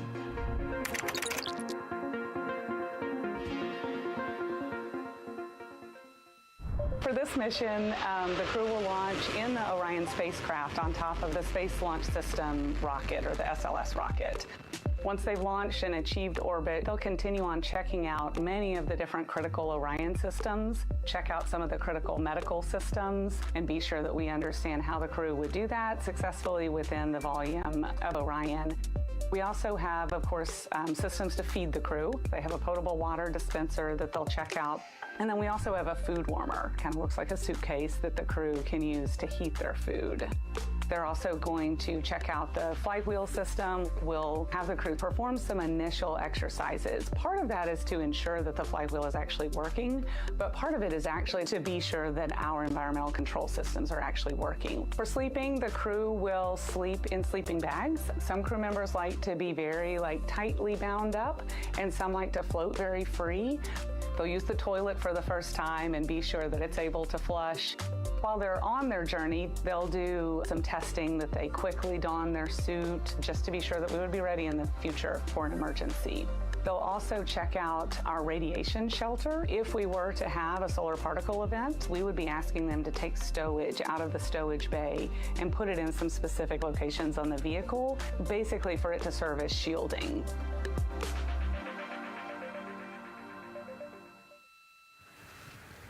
And so I want to talk a little bit more about what we just heard in that package. I am interested in the space food. So Reed, Victor, Christina, and Jeremy have a pretty big menu to choose from, so that's really cool. We're actually going to pull up a graphic now that kind of shows you some of the food that they're going to have with them on their 10-day journey around the moon. We know of more than 10 types of beverages. There's coffee, a mango peach smoothie, apple cider, lemonade. So those all sound delicious. And now I've just remembered I haven't eaten lunch. They're actually not too bad. I actually have a mango peach smoothie with me today. No way. Yeah. So you can see they come in these little packets here, but it's just kind of a dried powder that you add water to. So this would actually, you'd add 175 milliliters of water and let it sit for 2 to 5 minutes, and then you can stick a straw in it. You saw in that package they put a straw on the top septum portion there, and then you can drink it. And so this is the packaging. This is food that you brought up with you, or that you had while you were at the ISS. Yes. Yeah. Actually, this is all food that we have available to us on the standard, what we call the standard menu on the space station. And so, actually, the graphic there showed quite a bit of the standard menu that they're going to take with them. So, let's pull space it back food up, is space actually. food. Yeah, we can use the food that we have been using. You know, our food lab at Johnson Space Center actually creates that food, and then they stabilize it and they package it for us and everything. So they do a really wonderful job out there. We've got different types of food. You know, you can see I've got this is a soup, tomato basil soup, so thermal stabilized. It's already hydrated, so you just throw it in that food warmer that we talked about, and then you can eat it. But then we also I have some shrimp cocktail here that's, you know, irradiated, so it's in a package that protects it. I'll show you. I've got a brownie too. This is probably my favorite one. But are we eating it's it? we might, if you're.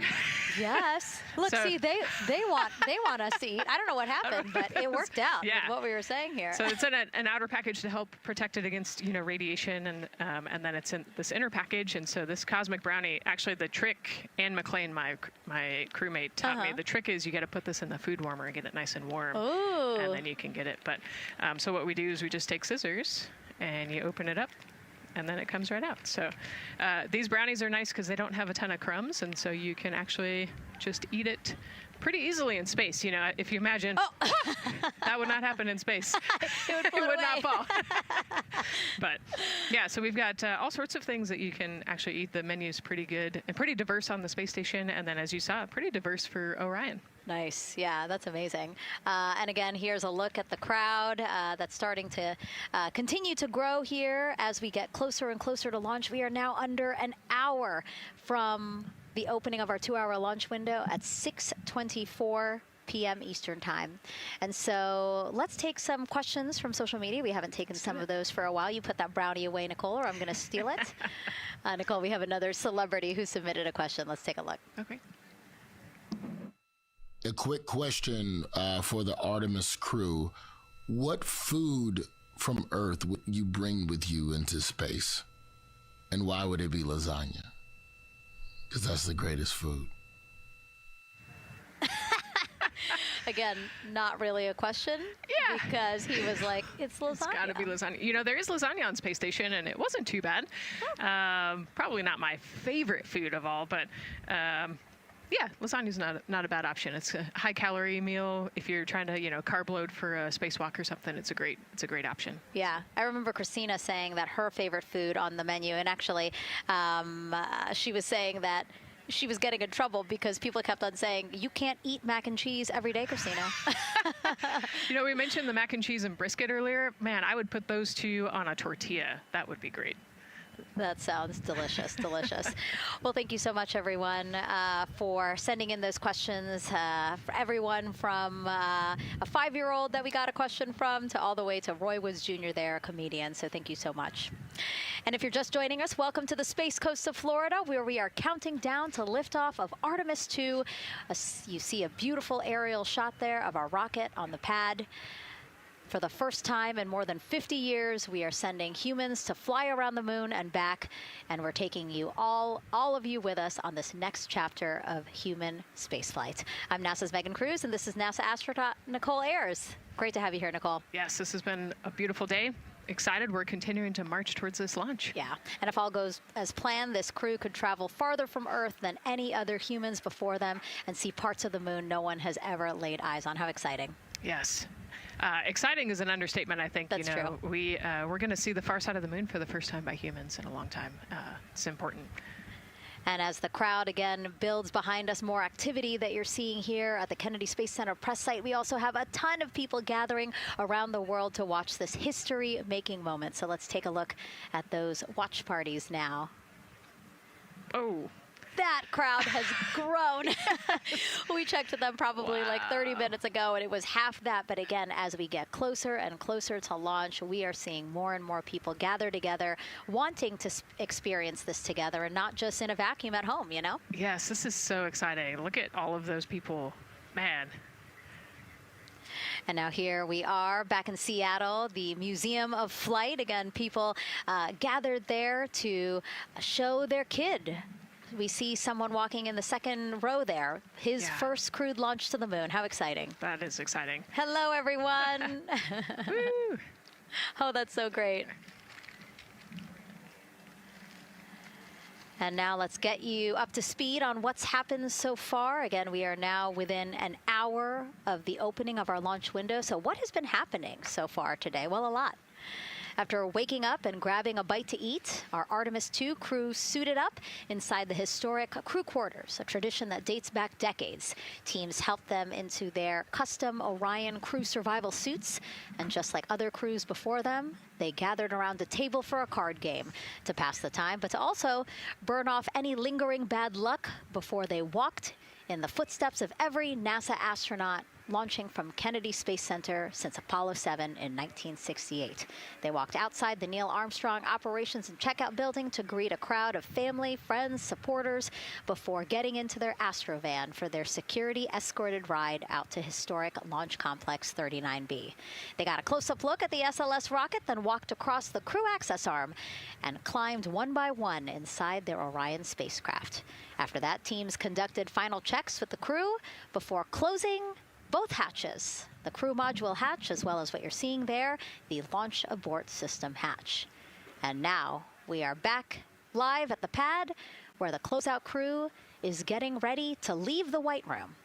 They are now tethered, Nicole, because they are about to move some pieces that connect the Orion spacecraft to the White Room, correct? Yes, there's kind of what I would call a shroud. You can see them working that there. So it is actually connected, so that way the gap between the crew access arm and the crew module, and well, I guess that's the LAS there, is covered. But they're about to remove that so that the crew access arm is not connected to the rocket in any way, so that it can retract here in the next few minutes. And for how we're looking with the launch countdown milestones, let's go to Daryl Nail in the Launch Control Center.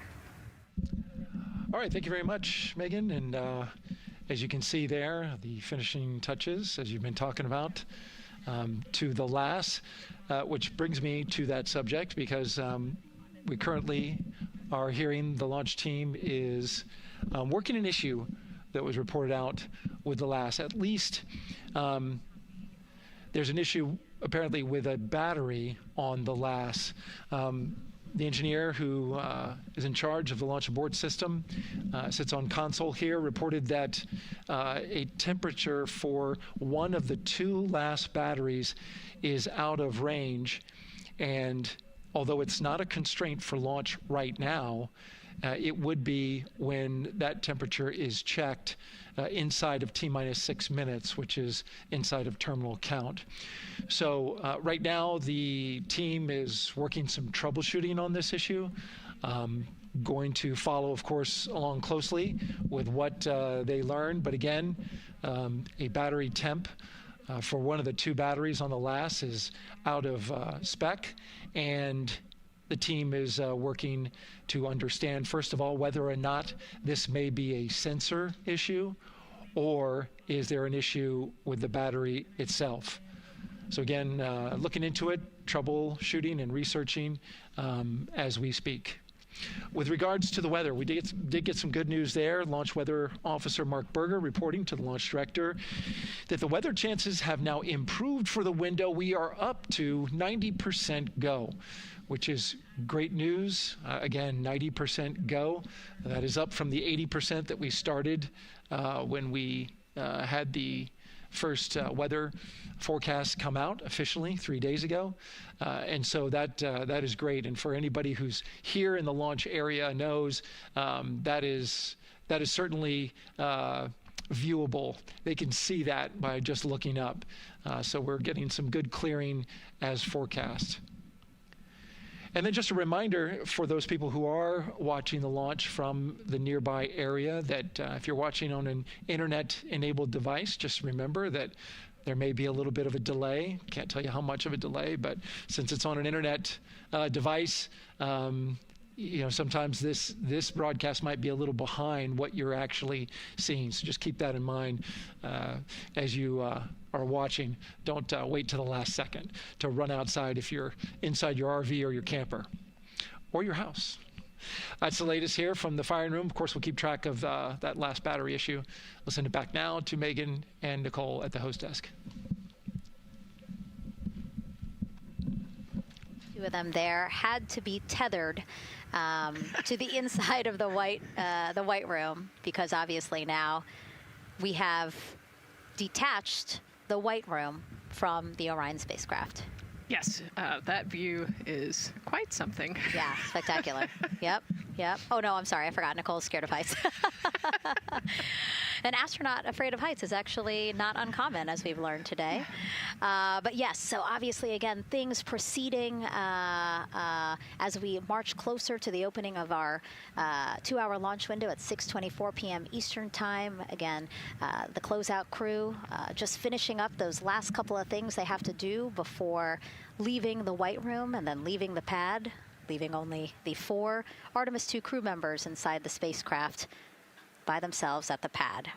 Yeah, and then we'll be curious to follow the battery issue on the LAS as well. I think sometimes it's just a sensor issue, sometimes it's a battery issue. So hopefully they figure that out quickly. Mm-hmm. And so if we can take a shot of the crew inside the capsule, if one's available, why don't we talk a little bit more about each of them? So we have Artemis II Commander Reed Wiseman, Baltimore native, and he's actually, you see his feet in that shot there from inside Orion. He's been in space once before as flight engineer for Expedition 41 aboard the International Space Station from May through November 2014. During the 165-day mission, Reed and his crewmates completed more than 300 science experiments in areas like human physiology, medicine, physical science, earth science, as well as astrophysics. They actually set a milestone for station science by completing a record 82 research hours in a single week. He also served as chief of NASA's astronaut office from December 2020 to December 2022. His 2 daughters were out to wave goodbye to him as he made his way to the launch pad. And again, there's Reed's feet. Reed is the one sitting in the seat to the right, closest to our camera there. So looks like he's relaxed by the body language of his feet.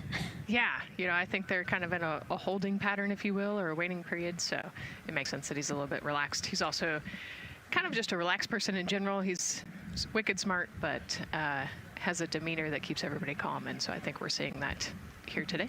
And so in this shot, Reed is the one sitting on the left, and to his right, Artemis II pilot Victor Glover.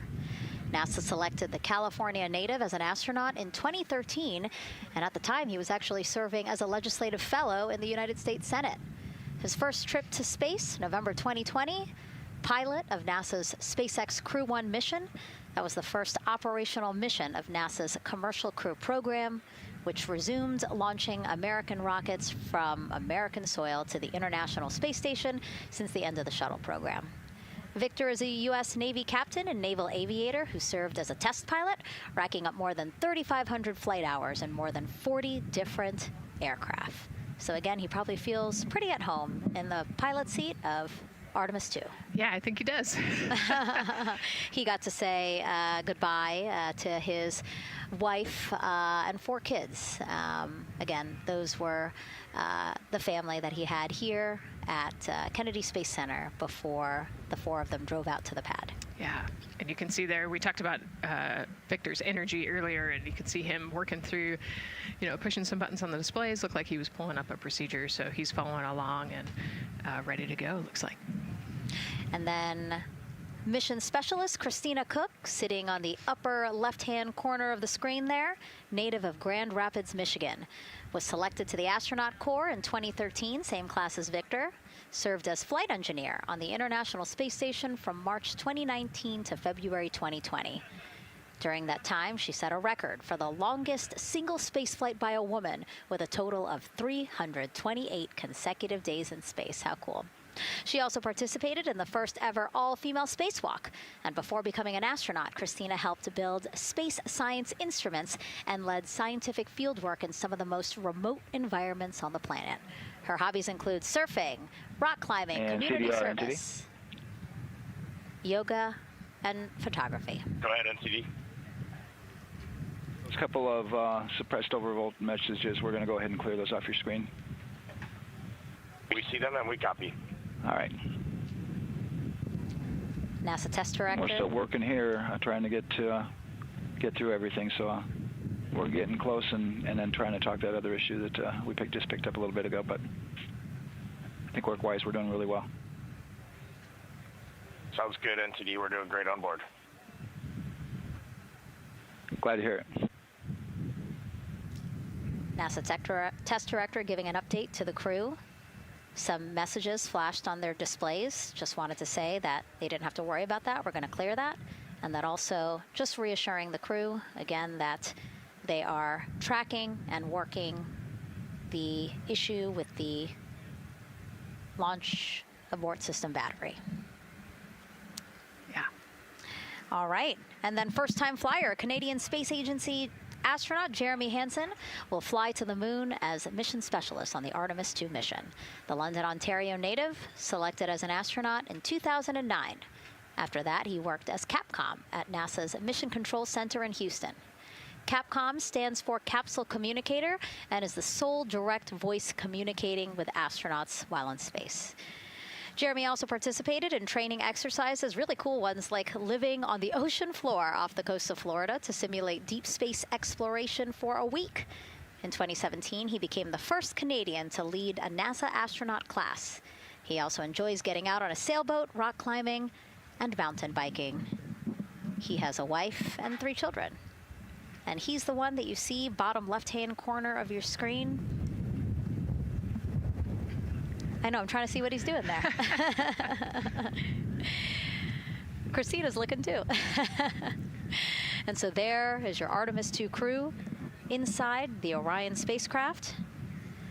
And this is actually the 7th time NASA astronauts will launch on a new NASA spacecraft designed for crew. And if you're wondering about the first 6 crewed test flights, here they are.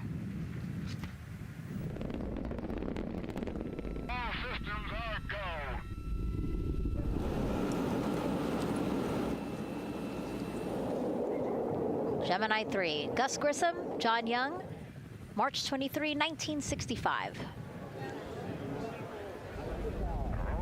Apollo 7, Wally Schirra, Don Isley, Walt Cunningham, October 11, 1968. Space Transportation System, or STS-1, John Young, Robert Crippen, April 12, 1981. Then NASA's SpaceX Demo 2, Doug Hurley, Bob Behnken, May 30th, 2020, followed by NASA's Boeing crew flight tests. Butch Wilmore, Sonny Williams, June 5th, 2024. And now, Artemis II with Reed, Victor, Christina, and Jeremy. It is really surprising, honestly, to hear that through all these decades, through all these launches we've had, this is only our 7th new vehicle that we're testing for crew. Yeah, you know, we have so many different missions that we think about and we talk about, but really 7 vehicles that we've tested and that we're flying. You know, I like to think of spaceflight really as a permanent test, right? We have, you know, hundreds of missions or so. You know, an airplane that gets tested and then flown has thousands of data points. And so really spaceflight is always going to be in the test field. And I think it's important to remember that, especially as we put humans on rockets that we never have before, or for the 7th time we start a new vehicle and a new mission. Just getting word now that White Room closeouts are complete. And so the closeout crew is preparing to leave the pad. It's exciting stuff. We are making good time, and the closeout crew is doing really well. 41 minutes, 43 seconds and counting until the opening of our window. And Artemis II is a 10-day mission that will send the 4-person crew on a journey around the moon and back to Earth. It will be a critical step towards future lunar and Mars missions.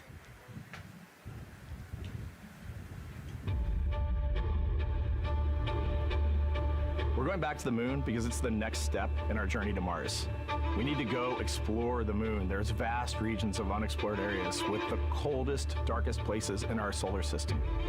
This is a test mission, and when we get off the planet, we might come right back home. We might spend 3 or 4 days around Earth. We might go to the moon. That's where we want to go, but it is a test mission, and we are ready for every scenario as we ride this amazing space launch system in the Orion spacecraft. But another reason we're going back to the moon is to fulfill NASA's mission, which is to explore the unknown in air and space, to innovate for for the benefit of humanity and to inspire the world through discovery. And when we succeed and when we accomplish the things that we set out to accomplish, that inspiration not only can set up new things to happen, but it also is a reminder in tough times that we're capable of doing great things when we work together. The thing I love about the moon is that it's not just a beacon for exploration and this platform of possibilities for incredible missions like this, but it has benefits. That's actually why we're racing towards it. Those benefits are really wide in nature. You have everything from innovation, technology development, not only for future missions going deeper into the solar system, but technologies that come back to Earth. You have inspiration, a whole generation of people starting this pipeline of STEM workers and manufacturers and operators that are excited to see what you can do when you work hard and you come together as a team. When I think about the four of us flying around the far side of the moon, seeing that Earth rise, taking images and video and sending them back to you, the feeling that I have inside is hope. We know that Artemis II is not the solution for humanity on planet Earth, but it is a contribution in the positive column. We hope that just for a moment that people will pause and say, wow, it's extraordinary when you look back upon the Earth with over 8 billion people, and you see this concrete example of what humanity can do, this extraordinary thing when we set big goals and CDR entity to achieve them.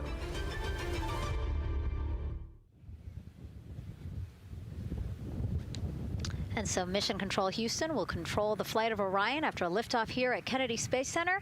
Here's Gary Jordan, who's embedded with that team. Gary, you might have to pause because we did just hear a call out to the commander in Orion. Will do, Megan. I think that was Commander Reed Wiseman responding to prepare for some of the next steps. We are now holding at the T-minus 10-minute hold. Expected a 30-minute hold. So we are well on the countdown.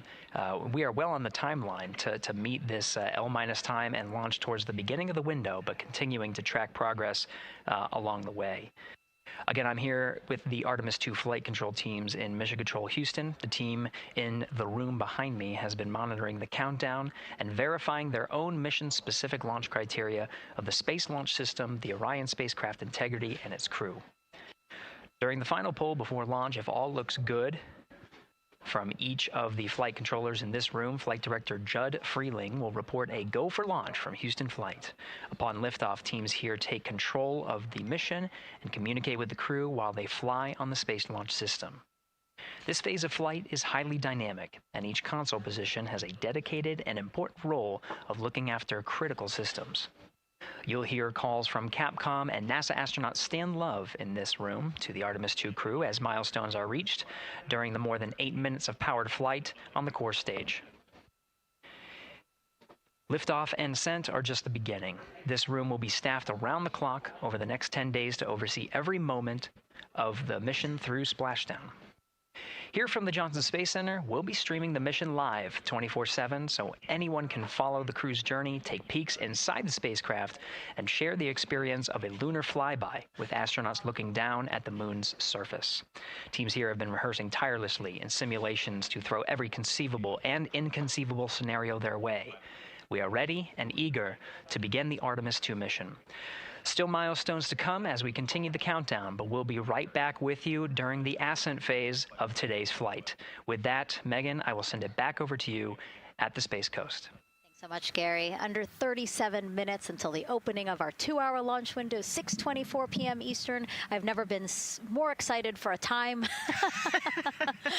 But why don't we send it back over to Megan Carter with the Moon Board to learn more about what happens after ascent. Absolutely. I am definitely also getting excited. Things feel like they're starting to pick up a little pace here. A lot is about to happen within the first 10 minutes of launch, but what happens after those first 10 minutes? Let me take you over here to my mission map so we can kind of jump ahead and let me explain a few things. So, our main engine cutoff is going to stand for MECO, and that is essentially where the rocket's job is done, and it is then going to turn the propulsion duties over to our ICPS. That stands for Interim Cryogenic Propulsion Stage. Don't try and say that too many times fast, but the ICPS is going to be right here, and that's our in-space propulsion. About 50 minutes into, after about 50 minutes into launch, it is going to conduct that first burn, and that's going to be the Perigee raise maneuver. Essentially what that is going to do is going to raise the spacecraft from a lowest point of Earth just a little bit higher into space, and then they are going to conduct that nice path. It's going to set them on that nice circular path around the Earth. That's when they're going to start to be able to really check out this spacecraft. The Orion spacecraft is going to be able to, like we've talked about, be maneuvered by the crew. They're going to check out those life support systems, and communication checkout's going to be vital at that point as well, obviously. Then they will be conducting that another burn, and that's going to raise them just a little bit higher again. And then they will, it'll be about time for the ICPS to separate, and they will start another lap around the Earth as well. Now, the ICPS, but even after it separates, its job will not be done, because they will have the opportunity to conduct something called the proximity operations demonstration. And this is going to be really important for our future lunar missions, because the ICPS actually has a target on it, and the crew is going to have the opportunity to manually maneuver these spacecraft, like we've mentioned, and practice those docking maneuvers. Now, obviously, they will not be docking for this mission, but that is, again, going to be critical for those lunar missions in the future. Now, all right, after that ICPS has separated and they've done that second lap, they're going to conduct 2 more burns. And what these burns are going to do is set them up to the high enough orbit and a fast enough speed in order to conduct the translunar injection. This is going to be that critical moment and that critical milestone where they are going to produce about 6,000 pounds of thrust.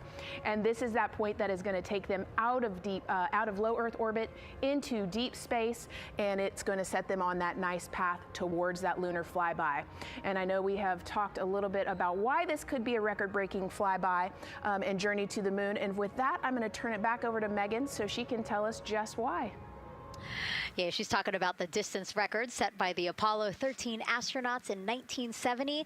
They were 248,655 miles away from Earth, and this Artemis II crew might surpass that on flight day 6 when they fly around the moon by more than 4,000 miles. Yeah, it's a long ways. It's tough to fathom 250,000 miles from Earth, right? I mean, space, the space station is only 250 miles, and so we're going, I don't want to do the public math, but we're going much further than that. But it's important, right? Because we want to get back to the moon. We want to see the surface. We want to see the far side of the moon. And the way we do that is by breaking distance records. Yeah, and the exact distance record depends on exactly when they launched, like the time, the day. So we'll learn more as we go into this 10-day mission with the Artemis II crew.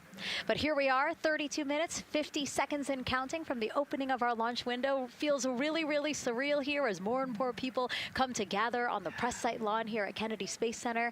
Why don't we take a look at this video that we have here? Some familiar faces who wanted to wish our Artemis II crew a safe journey.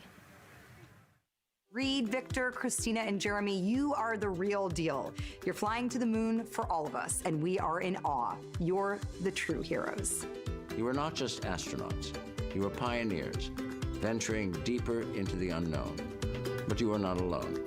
We will be all cheering you on from planet Earth. Hey, I'm Victor Wembanyama, and I play basketball in the NBA. But I'm not only interested in shooting hoops. I'm also interested in shooting stars, dark matter, and all other types of astronomical phenomenon. And to the Artemis II astronauts who are shooting for the moon, I wish them good luck and Godspeed. Hi everybody, I'm Ryan Gosling, and I play a biologist who goes to space to save the planet in the film Project Hail Mary. But the Artemis II astronauts are going to space for real, and they will travel farther from Earth than any humans in history. Sending all our best wishes to the Artemis II crew. I just want to say how proud I am of each of you and how inspired you make me. But it's not just about me. Your mission is going to inspire future generations of scientists, engineers, athletes, and dreamers to do something that they never thought possible. Hey, it's Roy Wood Jr., and I want to wish the Artemis II crew a happy and safe journey to the moon, well, around the moon. To go around. I know what you're doing. You got to look for a parking space. This is to go around the moon, make sure it's somewhere to park, and then you park journey. Good luck. It's actually a really good way to explain what how this mission builds. Again, we are hoping to land astronauts on the surface of the moon in maybe 2 years. So yes, we are looking around the moon on this lunar flyby mission to see where we might park. Thank you, Roywood Jr. Okay, and as we look at this live view of the rocket on the pad, there is a spectacular place here at Kennedy Space Center to watch launch from, and that's the Banana Creek viewing area. Why don't we go back there where the crowd is excited, and Leah has the best assignment ever talking to people who are super excited about being here for Artemis II.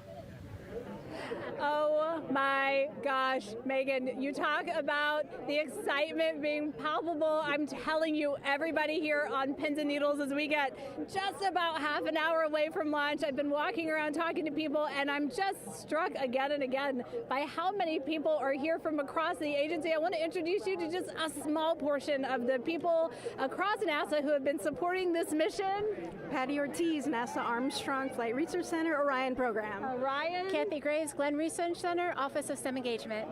David Alexander, NASA Glenn Research Center, Office of STEM Engagement. Jennifer Becerra, Johnson Space Center, the Office of STEM Engagement. Here we go, right back here. Where are you from? I'm from NASA Glenn Research Center, Joseph Pinakitis. Joseph, here we go. Wes Furman from APL. Maria Arredondo from Headquarters, Next Gen STEM. Mark Robinson, Stennis Space Center, Commercial Space. Amira Flores, Armstrong, Office of the STEM Engagement.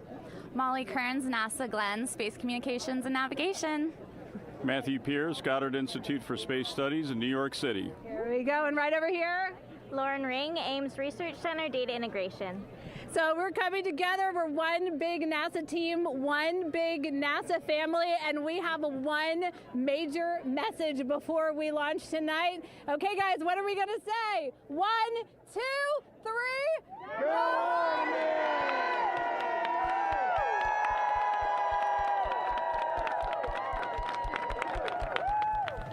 Oh my gosh, that made me so emotional. That was so inspiring to see. I mean, wow, yeah, that was great. I mean, just to hear everybody say their position, what they're doing to support this mission is amazing. And I'm sure this was something that really rang true and resonated with NASA's Administrator Jared Isaacman, again, to see the workforce come together to do the work and then to be here for launch. So why don't we actually go over to him now with our Jasmine Hopkins at one of our other viewing locations. All right, Megan, thank you so much. The energy here on the balcony is honestly becoming electric as we get so close to launch. And now we are thrilled to welcome NASA Administrator Jared Isaacman.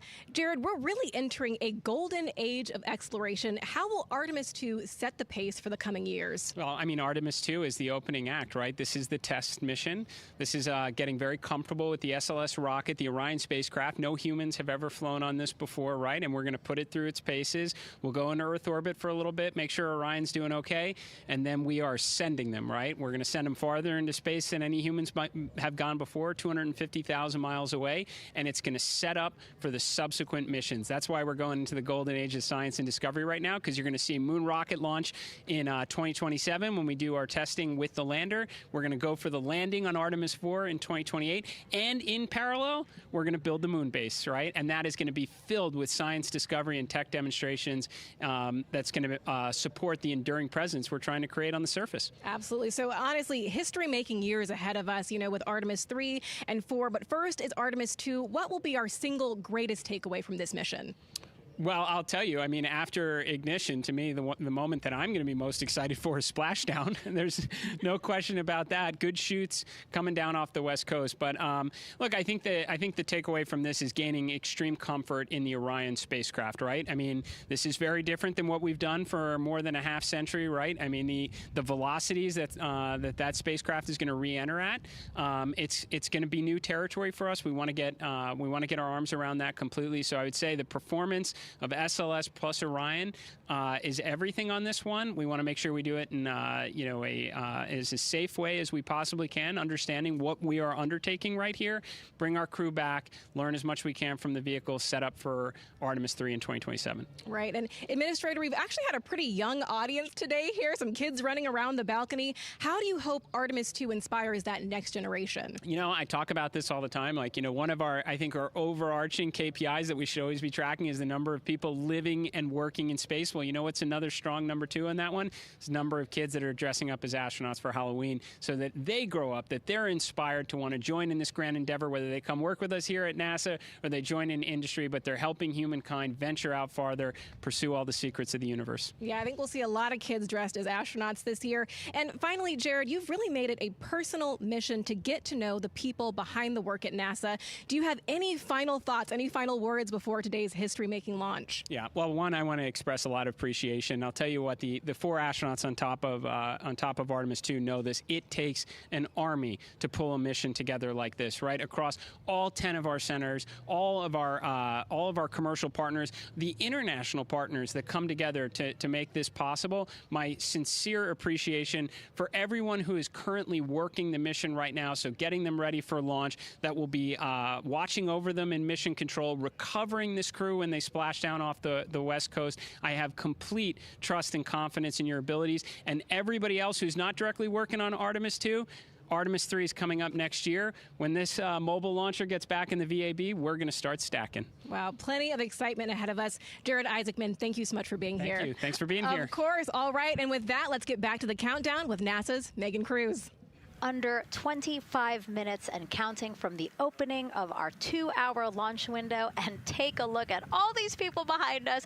I literally, every moment I turn around and I see the clock, I am like, oh, wow. Oh, wow. There are more people and less time. Yes, exactly, which is a great problem to have. Yes.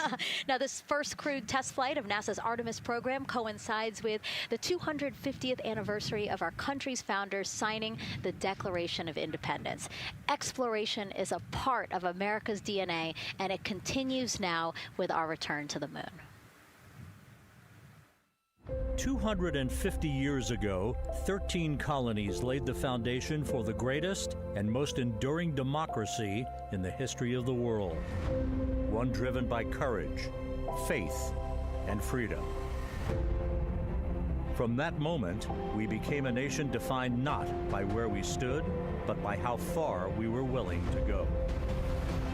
We conquered vast frontiers, invented tools that shaped a modern world.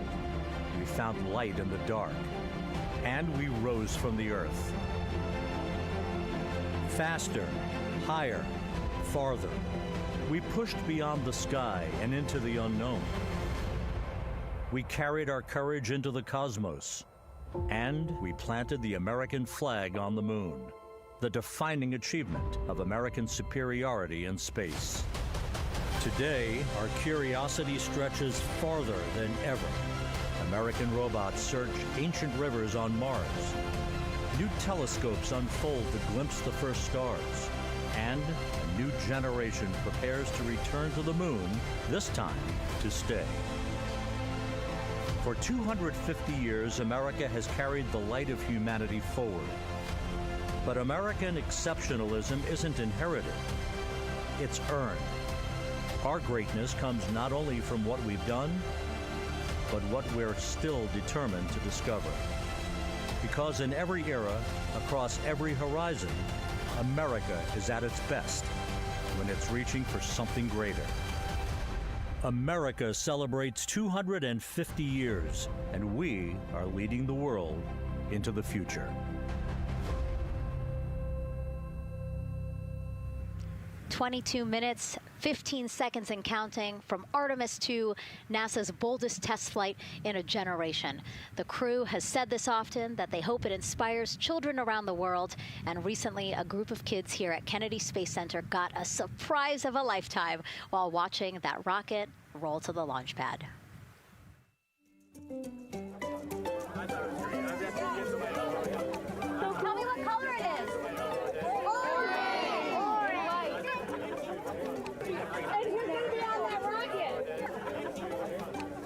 We're going to be on that rocket. I can make it a little bit longer. Did you see it? Okay, so everybody's looking at the rocket because it is kind of cool and impressive. One of the coolest things happening over there right now, though, is it's on top of a giant tractor. Doesn't all food come in like tubes? It's in these like little plastic bags. You have to like rehydrate it. Sushi. There's not. I haven't seen sushi in space. It's probably hard to keep that back. Sushi mashed together. My favorite part was this one little girl, she had a question. She had patiently held her hand for a long time, and Christina turns to her and says, okay, what's your question? She just goes, I forgot. It was like, that's a perfect little kid moment. I just love. Wait, are you my mother's cartoon astronauts? What? Say that again? Never mind. It's a little hard to say. Go Artemis! These two? Yeah. Yeah. There you go. I like your dabbing astronaut back there. It's just so fun to see the enthusiasm, the energy, and a little bit of chaos. 3, 2, 1. Wasn't that so cute? I love kids and their excitement and, even just being real. Like, I don't remember what I was I know, gonna he ask. goes, but I'm glad you're here. Now here we are, Space Center Houston. The crowd has exponentially grown throughout the day. We started showing you live shots from in there probably an hour ago, and now take a look at all the people there getting ready to witness history together. It's something really special to be able to witness something like this together. Yeah, we've heard from celebrities and officials and kids, and it's amazing. People from all around the world came here today to Florida to watch. So it's something. It's hard to put into words just how much support for this mission we're seeing today. And great news too. Remember, the team was tracking an issue with the launch abort system battery. They appear to have cleared that issue, so we are go for launch. Yes, it's exciting.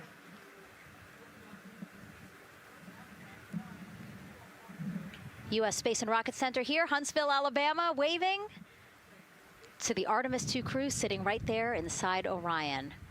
Inside of 20 minutes from the opening of our launch window, and right now we are targeting the top of that launch window, so we could be launching here in about 19 minutes, Nicole. Wow, I don't know if I expected this today. I'm excited, and I'm glad they were able to clear the problem with the battery on the LAS, and everything has gone really smoothly today. It's been great. The weather cleared up. It's a beautiful day for a launch.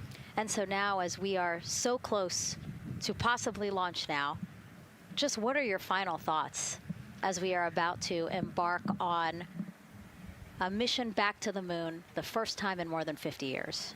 Yeah, just so proud of the crew and all of the teams here on the ground that made this happen.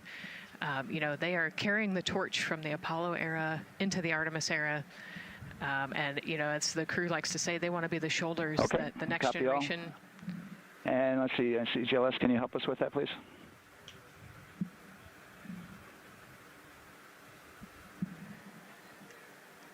They want to be the crew wants to be the shoulders that the next generation can climb on. 0018. I think it's in their patch. We're going for all. It's in the name of their capsule, integrity, representing humility and the professionalism of everyone that got them there today. So proud of them. We love them. We're excited for them, and we cannot wait to see what they see. Just leveraging everything we've learned so far as an agency, taking us from Apollo now to the launch pad here, 39B, with Orion and SLS poised to again fly us into the history books. And before we leave you now here at the host desk to get back into operations, we just wanted to answer one question for you guys. We asked you earlier on today, what are you most excited for? And we asked you to go vote on Instagram and Twitch. Instagram, you guys said launch. Twitch, you guys said lunar flyby. So I think you guys will all be very excited since we are now about 17 minutes from the opening of our launch window today. And so with that, as we approach terminal count, let's send it back to Daryl Nail in Firing Room 1. Daryl. All right, thank you, Megan and Nicole. And just want to give you an update on the launch abort system that you just reported that they cleared. They believe, they're convinced, this is an instrumentation failure. So There are 2 batteries on the LAS. The LAS, of course, and with the help of my 2-year-old son's model rocket, Daniel said I could use this, so it's okay. The LAS is right here. It's the tower above Orion. Orion capsule is inside of here. It's used to pull Orion off the rocket in case something's going on with the rocket, either on the pad or in flight. 2 batteries are bad. Well, I'm sorry, one of the 2 batteries reported an out-of-family temperature, and it was very much out of family. And so they checked their data going back into the vehicle assembly building where they recharged the batteries and worked on them. And they have good, solid data, they reported, that tells them that this is an instrumentation failure, that there's something wrong with the sensor. And so they took it before the mission management team, which has to accept the risk, any changes to launch commit criteria, which this would be one, and they all fully accepted it. So now we are clear as far as that constraint is concerned. And one quick thing as we count down now, we are getting into the final minutes before liftoff. There's a 2-hour window. We haven't quite set the T0 yet, but this is a list of the cutouts. There are 150 cutouts that are included for this 2-hour launch window, and that's important. They're in very small print. That's important because there's basically 16 minutes inside this window that they cannot launch. And these are because of small things flying in orbit. There's a lot more things in orbit than there were back in Artemis I when we had 35 to 40 cutouts. For that reason, because of these 156 cutouts, they're going to be managing the launch window as we go forward. So they may have to wait out one of these cutouts. They range in time between 2 seconds to 23 seconds, but you'll hear the NASA test director talk through that. We're getting ready to merge that loop from NASA test director Jeff Spaulding.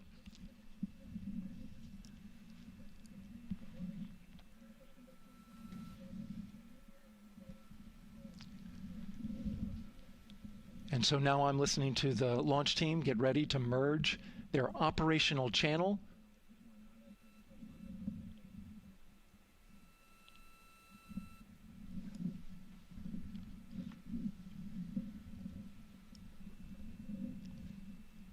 We're now entering one of the most consequential phases of launch day, and that's terminal count, the final 10 minutes. And OTC, NTD on 212 for comm check. Good comm. How me? I hear the same. STC? 2. GTC? GTC's on 212. All right, copy that. NASA Test Director Jeff Spaulding confirming communications with his team.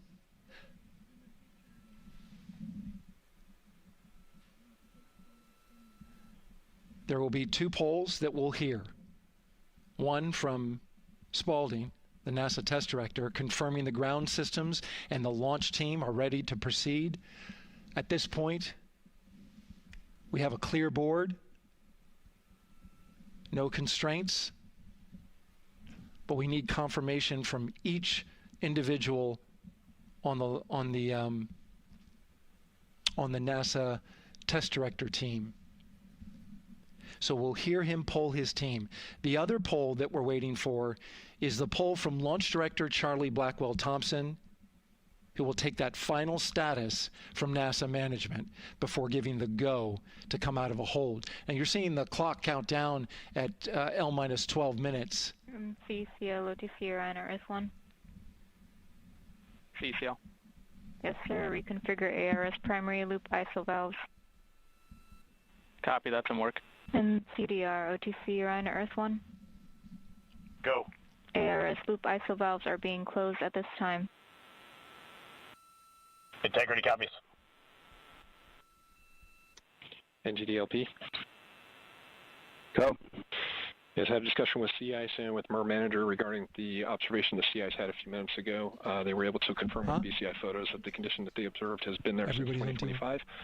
MER manager has had a chance to review the findings, and they do not have any constraints from either a sea ice or MER manager perspective. Okay. Copy all. And Launch Director NTD, you copy? Yes, sir. I copy. That's good news. OTC CCL 212. OTC. ARS primary loop isolation valve configuration is complete. Copy.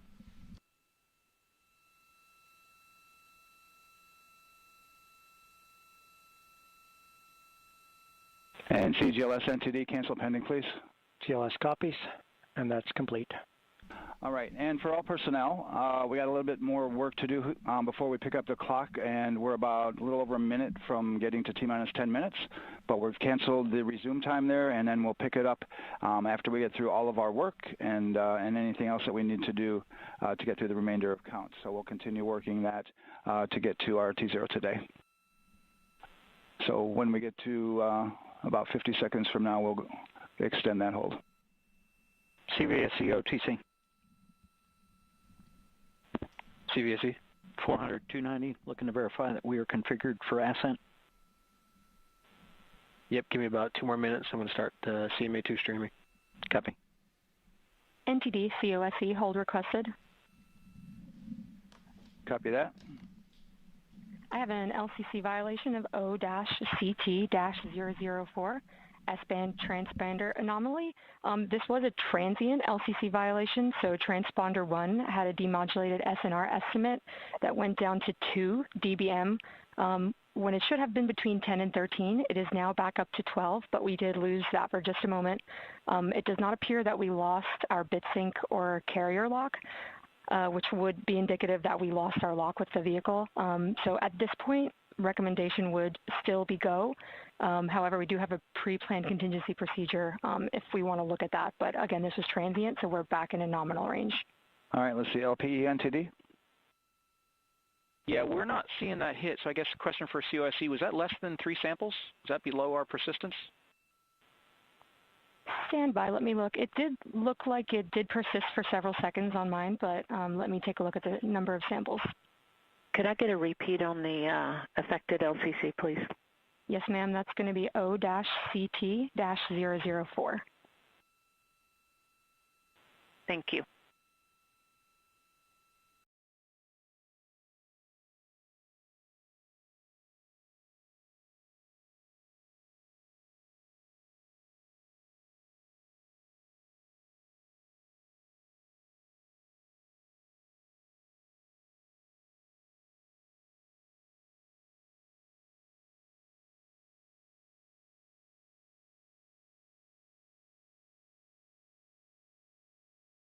Yeah, us taking a look at the data right here, looks like that was a single sample. Yeah, copy that. RFTS does report that they also lost lock for about 5 seconds. So I would love to ask KUS and see if they also lost lock with the vehicle for any extended amount of period.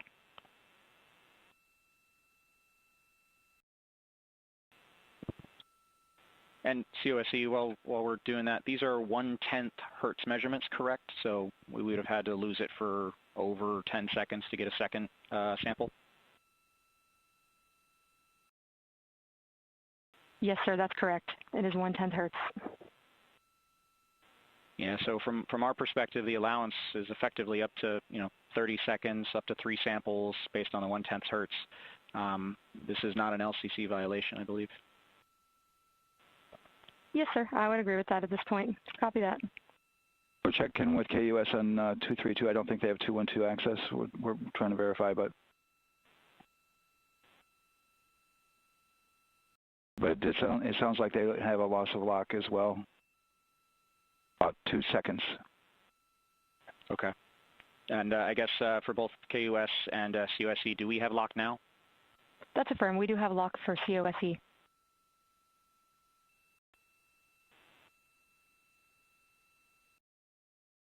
Yeah, so from the integration console perspective, we did have a temporary loss there within the allowable, and per the requirement, let's go.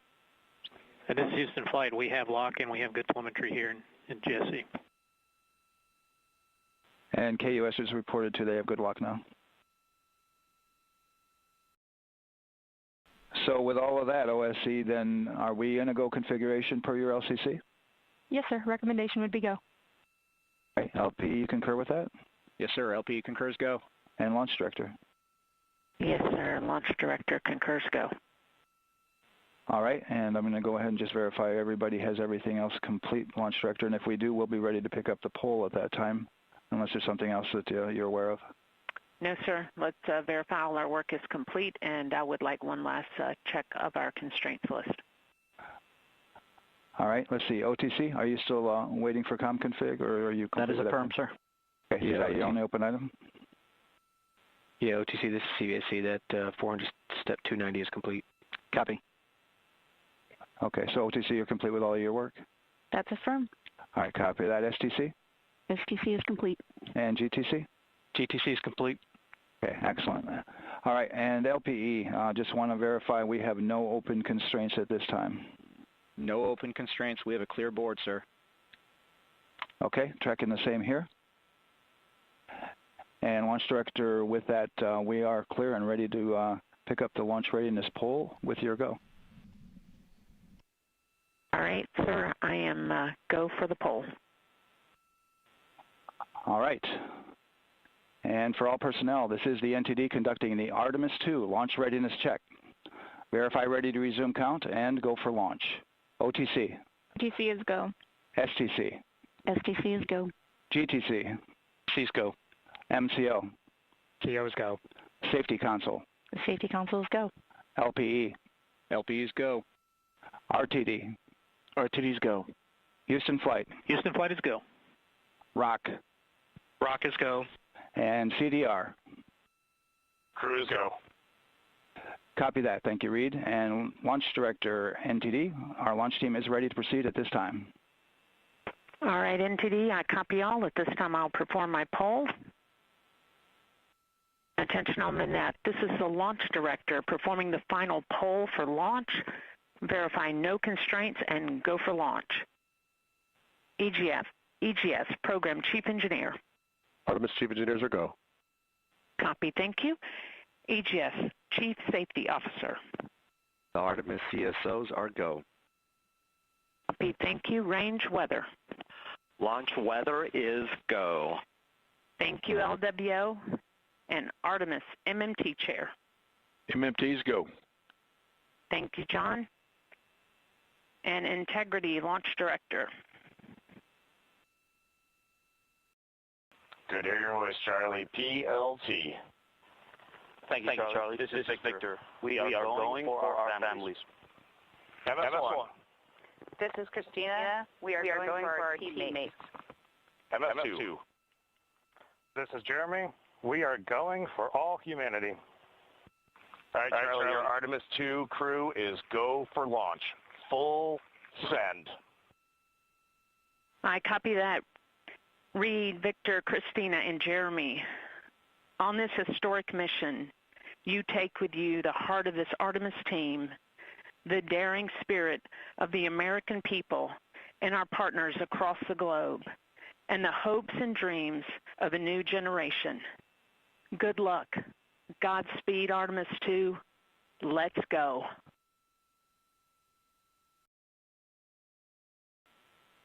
And NTD Launch Director. Go ahead, Launch Director. Yes, sir. You have a go to proceed with countdown. Copy that. I'll put it in work. CDR, NTD. Go. Gear risers and initiate short purge per your EPROC 10.1.1, steps 8 and 9. 10.1.1, 8 and 9 going to work. Copy. CVSC NTD, start and verify recordings of our Orion cameras. Copy. Okay. Well, there you heard it. RSR NTD. RSR. They're getting ready to start terminal count. SNA arm rotation enable at this time, please. It's currently at T-minus 10 minutes. Once we wrap up this last bit of work, SNA arm rotation enable complete. We're going to start that clock. Copy that. Thank you. Integrity crew, close and lock visors.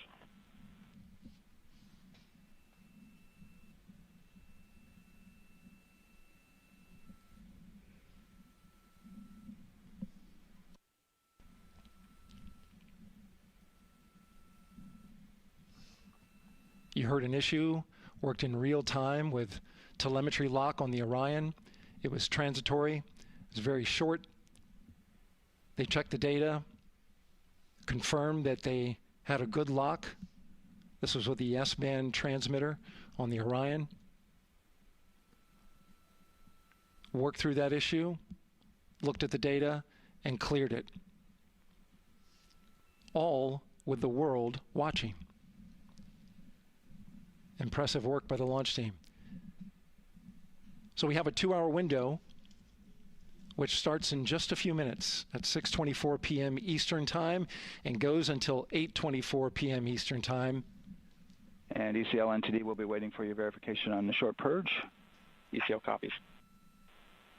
And for all personnel, once we get that short purge verification, we'll verify that we are clear to go, and then we'll proceed with the terminal count.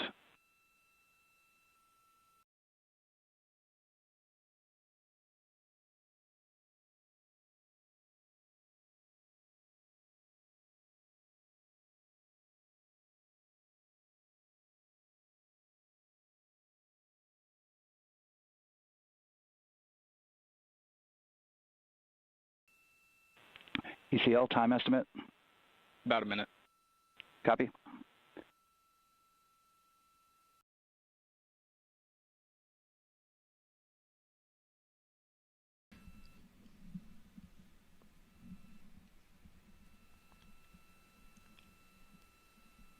So we're going into the launch window, but not by much, it looks like. Just wrapping up some final work. And once that's completed, you'll hear NASA Test Director Jeff Spaulding ask for the ground launch sequencer operator to go ahead and start the clock. The ground launch sequencer is an application software. It runs on top of the launch control system in the firing room, acts like a conductor of an orchestra, executing hundreds of commands in precise order and timing. It's all autonomous. NTD CCL 212, short purge, initiation is verified. All right, copy that, and we're verifying our constraints.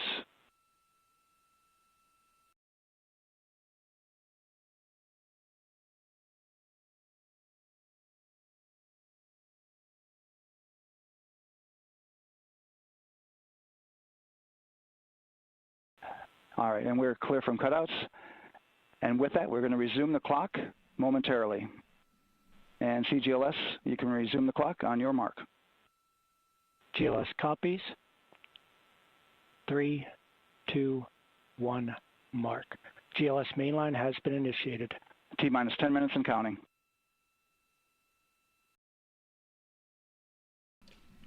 And that begins terminal count. Our new T0 is 6:35 p.m. Eastern Time. 6:35 p.m. Eastern Time. We are now counting down to liftoff of Artemis II.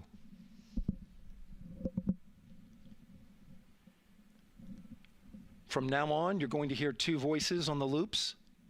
If everything goes nominally, NASA Test Director Jeff Spaulding, who's directly managing the launch team, and Alex Bendelos, the GLS operator who closely monitors the software.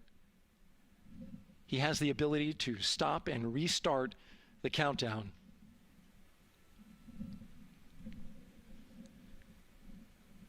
A lot of people ask about whether there's a launch button. There certainly is not. Flight and Rock, our new T0 is 22:35:12. Houston flight copies. Rock copies. 22:35:12. Affirm.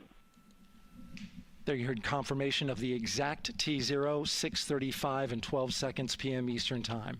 Again, our T0 is 6:35 and 12 seconds p.m. Eastern Time.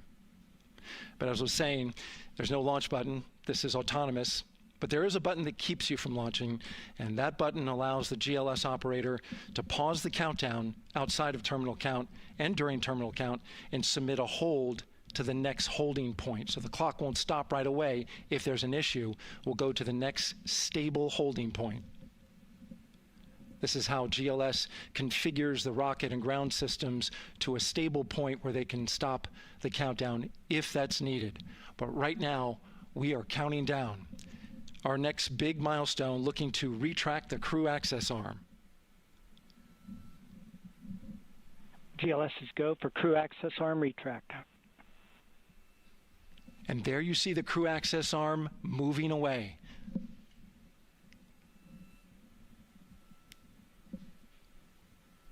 That's the path that the astronauts took to ingress into the rocket.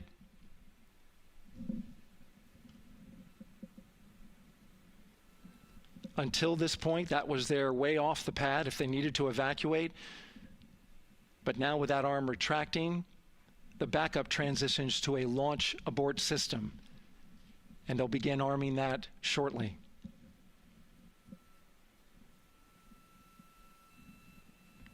Of course, the launch abort system, great shot there of the crew access arm retracting away.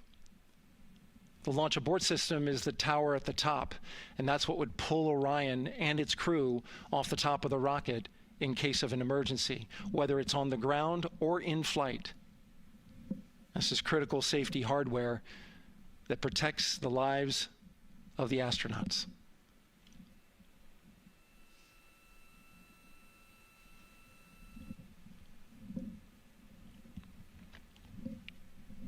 Starting at T-minus 6 minutes, the GLS will start bringing that and other high-energy systems online, starting with core stage pressurization.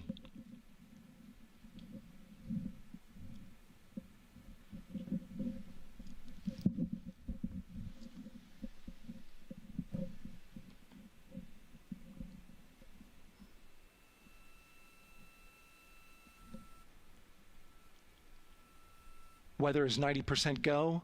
The range is go. All systems are go.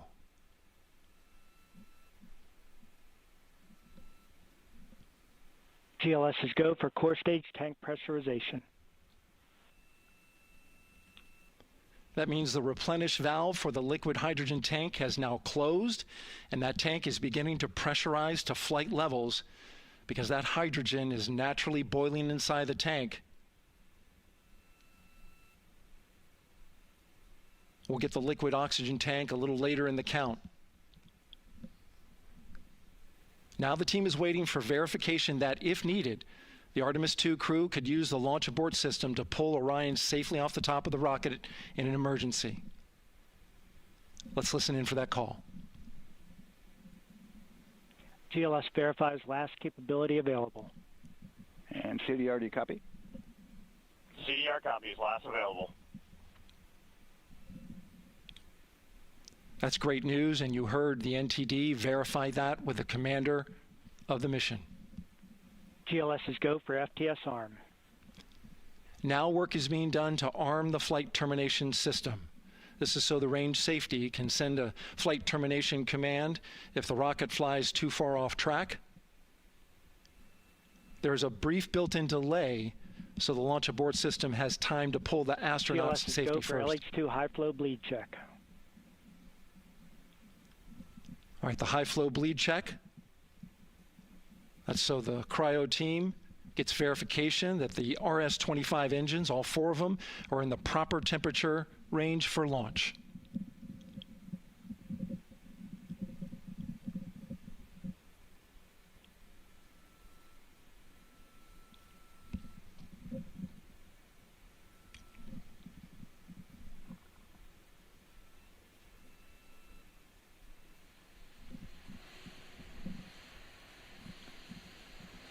GLS is go for core stage APU start.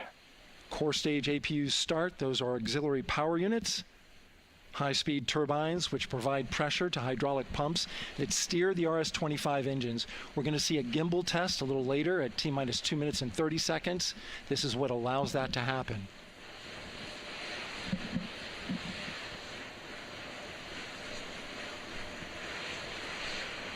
Coming up in about 20 seconds, we're listening for go for purge sequence 4. That's a helium purge of the 4 core stage engines downstream of the propellant valve. This gets all the air and moisture out of there.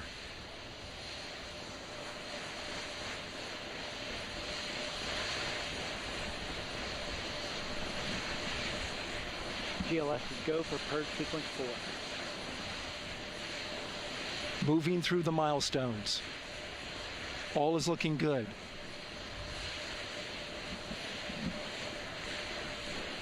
Coming up in just a few seconds, we're going to get that thrust vector control actuator test.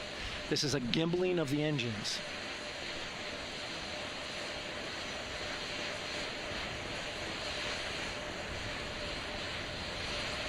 There are the 4 RS-25s, 3 of them Shuttle Heritage, 1 of them built from shuttle parts. And there you see them moving.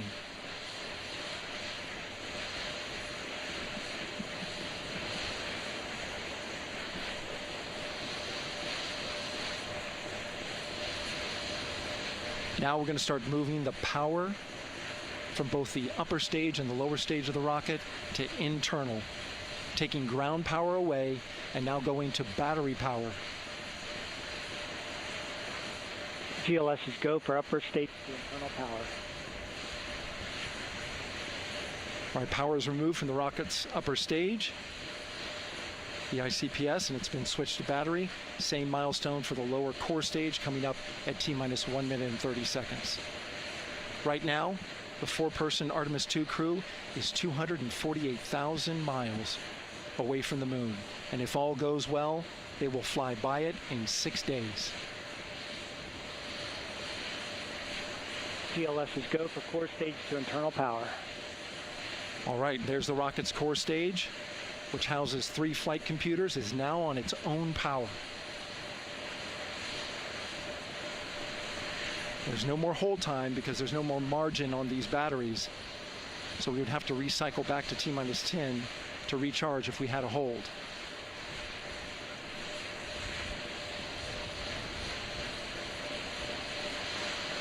One minute.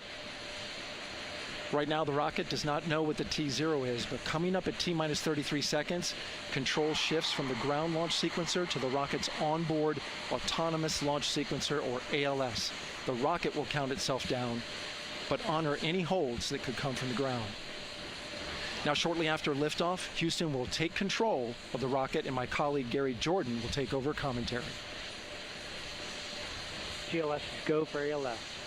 Great call out. The rocket is on its own. 4 brave explorers ready to ride the most powerful rocket NASA has ever launched. Sound suppression water is flowing. 15. And here we go. 10, 9, 8, 7. RS-25 engines lit. 4, 3, 2, 1. Booster ignition. And liftoff. The crew of Artemis II now bound for the moon. Humanity's next great voyage begins. Good roll pitch. Roger, roll pitch. Houston now controlling the flight of Integrity on the Artemis II mission around the moon. Integrity, AMT high. AMT high. On time, passing 30 seconds into the flights. Integrity passes the alternate beacon. Target milestone. Mission Control Houston seeing good performance on the 4 main engines. Space Launch System core stage. Integrity, 3 miles in altitude. Traveling more than 1,200 miles per hour.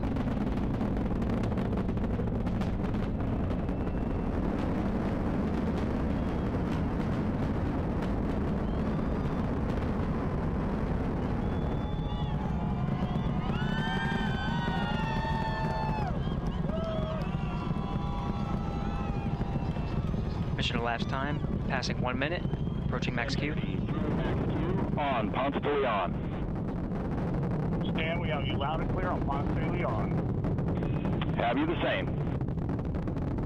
Communication signal transfer confirmed as Integrity and its crew go supersonic.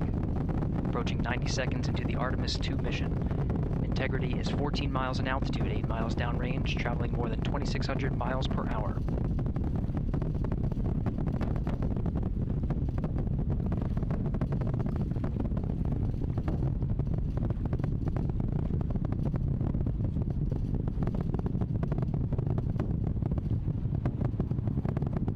Minute 50 seconds of mission elapsed time, standing by for main engine throttle down to 85%, ahead of solid rocket booster separation expected at the 2 minute 9 second mark.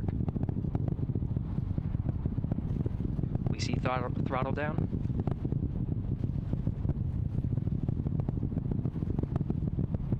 Confirmed separation. Main engines throttling up, guidance converged.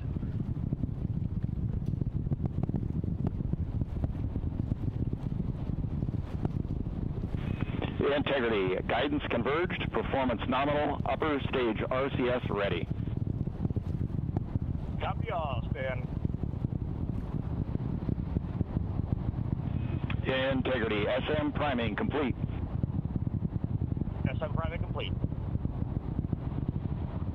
2 minutes 45 seconds of mission elapsed time into the Artemis II mission. Thrusters on Integrity and upper stage confirmed in a ready state ahead of service module fairing separation.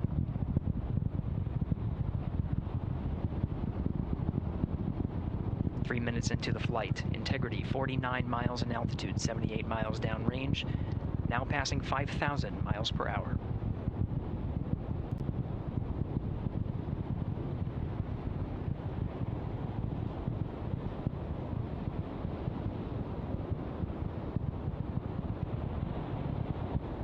Standing by for launch abort system jettison.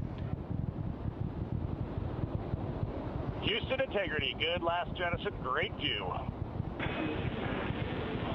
Copy jettison, Team Eco 8+02. We see the same on board, Stan. And Houston has you loud and clear on Tidris at the Carmen line. Outstanding, Stan, we have you the same. 3 minutes 50 seconds into the flight of Artemis II, Wiseman, Glover, Cook, and Hansen cross the boundary to space with good comm checks. GPS signals acquired after last jettison now working on internal checks to verify accuracy. Flight Dynamics Officer analyzed the time of main engine cutoff, confirmed at 8 minutes 2 seconds, time of MECO.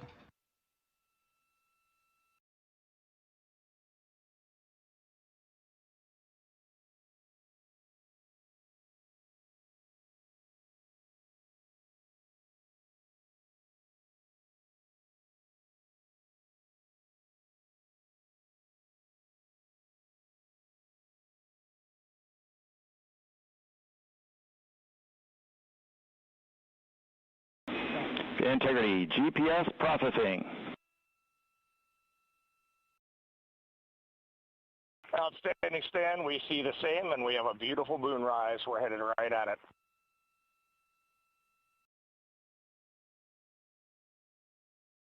Approaching 5 minutes into the flight, Commander Reed Wiseman confirms he has visuals of his destination. GPS guidance, navigation, and control software finishes internal checks and sends to navigation channels.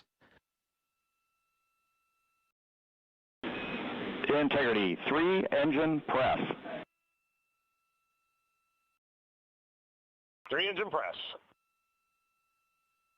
On time, now passing 5 minutes 20 seconds of mission elapsed time into the Artemis II mission. At this point, 3 good main engines are all that's needed to carry Integrity to a nominal main engine cutoff target. Though at this time, we're seeing 4 good engines here in Mission Control Houston. Integrity, 75 miles in altitude, 330 miles downrange, approaching 10,000 miles per hour.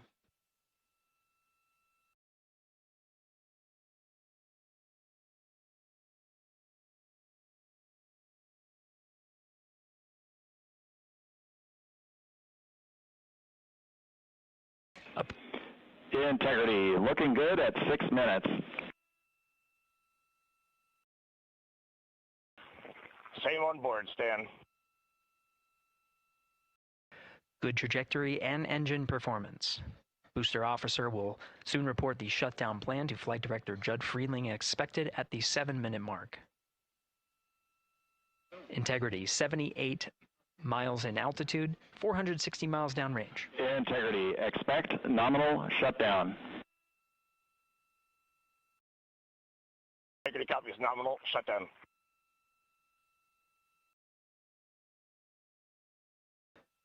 Six minutes 40 seconds of mission elapsed time. Shutdown plan is as expected. Again, the time of MECO was confirmed at 8 minutes 2 seconds into the flight.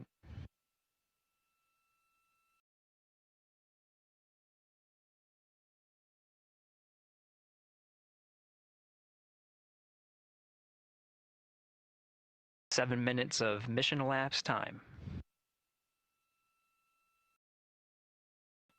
Throttling down as we approach the abort once around option. Milestone at the 7-minute 30-second mark. Now 84 miles in altitude, 650 miles downrange, traveling more than 15,000 miles per hour. Integrity, AOA open. AOA open. The window is now open for an abort once around option that would target splashdown in the Pacific Ocean. Still following nominal ascent at this time.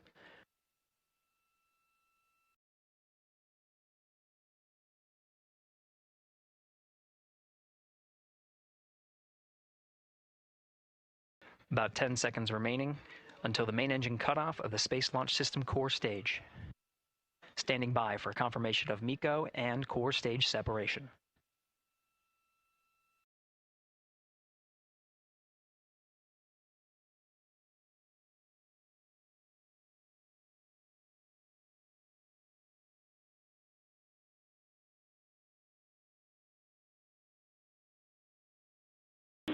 Integrity and nominal MECO, core stage separated.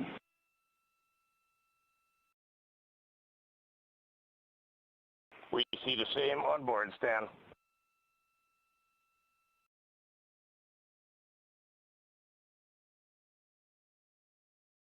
Eight minutes, 40 seconds into the flight, we have a nominal main engine cutoff heading in the right trajectory on the way to swing around the moon.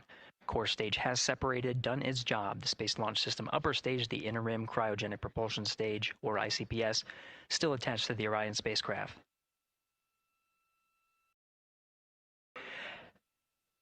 Nine minutes of mission elapsed time. Integrity crew of Reed Wiseman, Victor Glover, Christina Cook, and Jeremy Hansen now in orbit around the Earth at the beginning of their journey to the moon.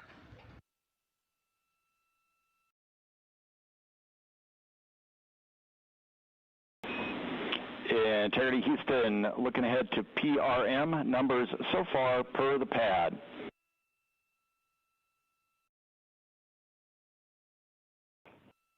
Copy that, Stan. Numbers for the pad.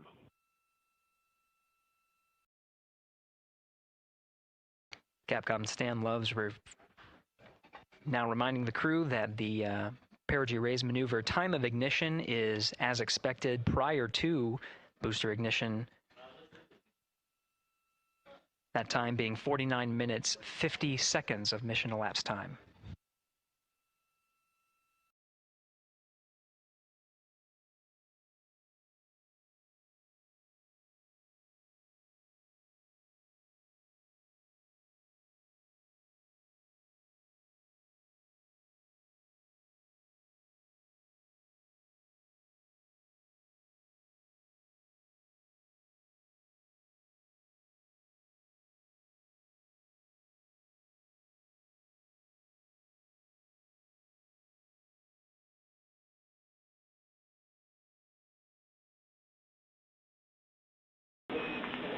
Integrity, good. NEDS deploy.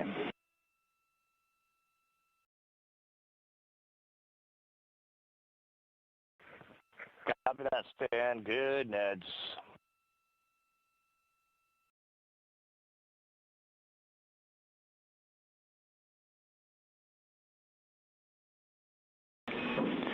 And Integrity Houston for PWD setup. Just a reminder, halfway open on the secondary.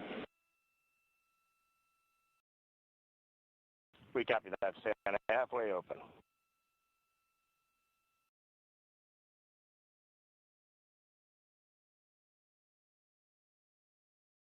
Passing 11 minutes of mission elapsed time. Here, overhearing the conversation between Capcom Stan Love and Commander Reed Wiseman, already passing some milestones. We have a good nozzle extension deployment system. That is confirmed. Complete. We also have the visors are confirmed up, now past the dynamic phase of flight, that is ascent. Their launch and entry suits that provided them an extra layer of protection, now not as needed. They're going to raise those visors. And later in today's mission, they will begin to egress or get out of the suits to begin some of their initial tasks of activating some of the systems aboard in the Integrity spacecraft. It's passing 12 minutes of mission elapsed time. Again, the Perigee raise maneuver that's targeted near 50 minutes of mission elapsed time, 49 minutes, 50 seconds.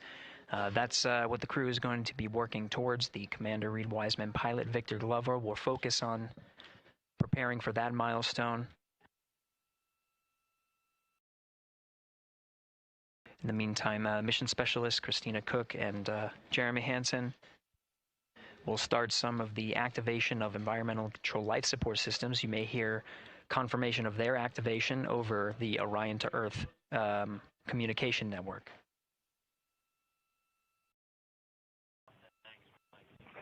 Houston, C3 aux power back in auto. Copy, C3 aux, and we're 2 minutes to maneuver.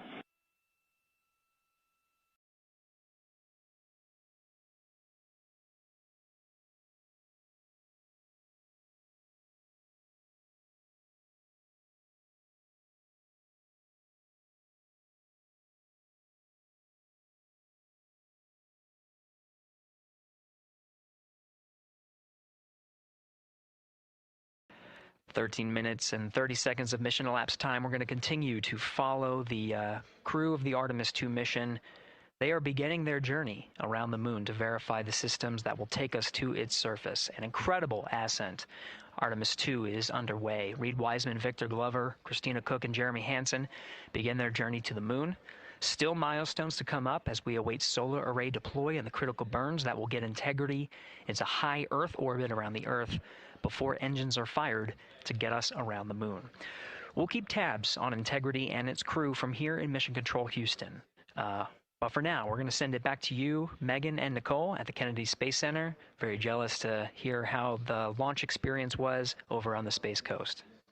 Yeah, Gary, if people are just joining us, welcome back to the Space Coast, where we just saw Artemis II lift off 14 minutes ago. And wow, what an amazing launch, and an emotional one, too. As soon as the rocket lifted off, Nicole, you had tears in your eyes, I had tears in my eyes, and we had all these people around us cheering. It was amazing. Yeah, the energy was wonderful. I mean, it was a beautiful launch. You know, we've got 4 friends and family members headed to the moon. It's pretty amazing. Yeah. How does that make you feel as someone who, you know, is an astronaut as well, but also, as you said, friends? Yeah, so proud of them. You know, man, we don't have the words in the English language to describe this kind of an event, and pride, love, so many emotions. You know, they are truly breaking some barriers, and hopefully, you know, as Gary just said, they've got a long day ahead of them, so wishing them well on everything. But so far, what a beautiful launch to watch. Yeah, to be returning to the lunar orbit in more than 50 years. Maybe they go farther from Earth than any other humans before them. Maybe they see parts of the moon that we've never seen before. I mean, what a great start to what could be all of these milestones that we break in just a 10-day mission. Yes, what a way to welcome in the Artemis generation.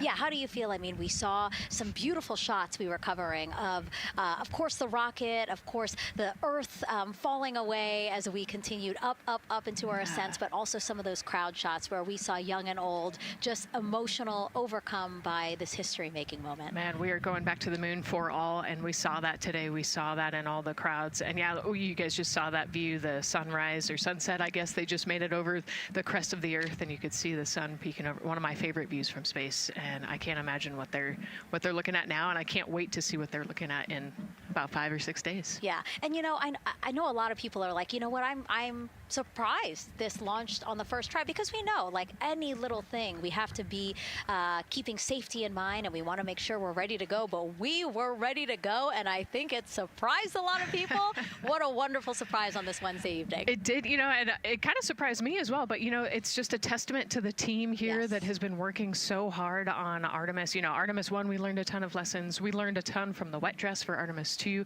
We were able to go in, fix those things. We even had a couple mishaps today, not mishaps, but a couple, anomalies today that the team creatively came up with solutions for. It's just a testament to the teamwork that gets us to the moon. And so we can continue to watch Christina, Reed, Victor, and Jeremy on their way now to the moon in Earth's orbit and awaiting the next in-flight milestones, deploying Orion's solar arrays. So why don't we get back in with Mission Control and Gary. Hey, thank you, Megan. Again, we're following along in the action. It is a long day. They have a number of procedures they need to get to immediately in their timeline. And Integrity Houston, cross-tie is on board per the ETSI-DEM. We copy Houston. Thank you.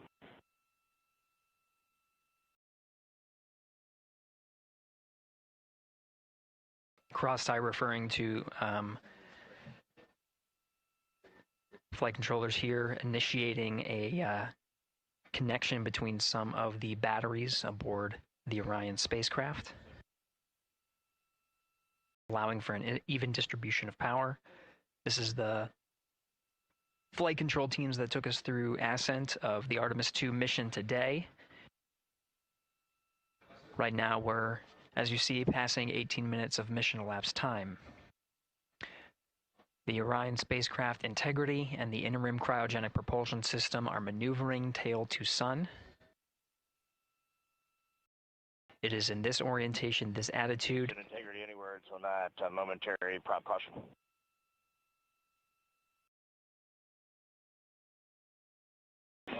And Reed, no action. We're looking at it.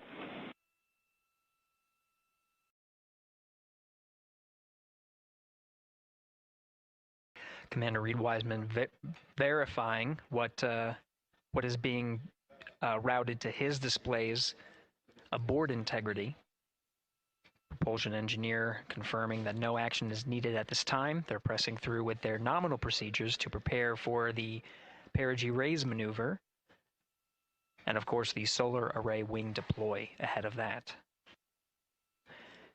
The solar wing deploy is a critical milestone. We'll continue to have our coverage follow the mission until that deployment.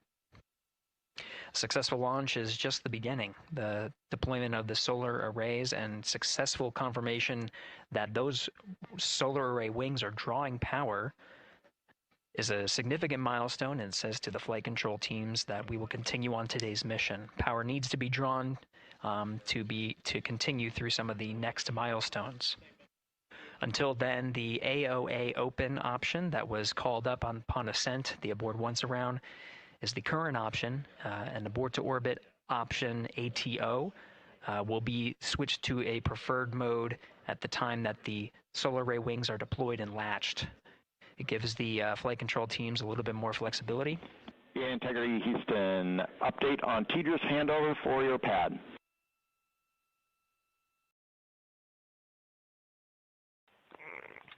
Give us just 1 minute. And Stan, you can read it. Ike is ready to copy. Roger. TDRS handover east to west expected 1 second earlier at 5:1 minutes 26 seconds.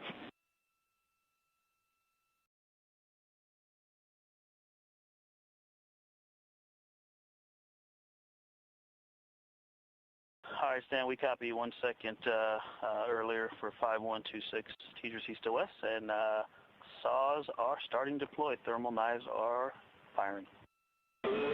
We concur. Thanks for the report.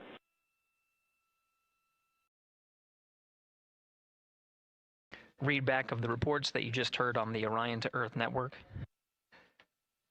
Integrity has maneuvered tail to sun. The RL-10 nozzle on the end of the ICPS is pointed towards the sun, and the solar array deployment sequence has begun.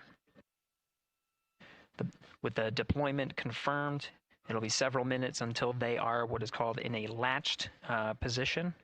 Once they are latched and confirmed to be drawing power, they can switch the mode to ATO and continue along the mission.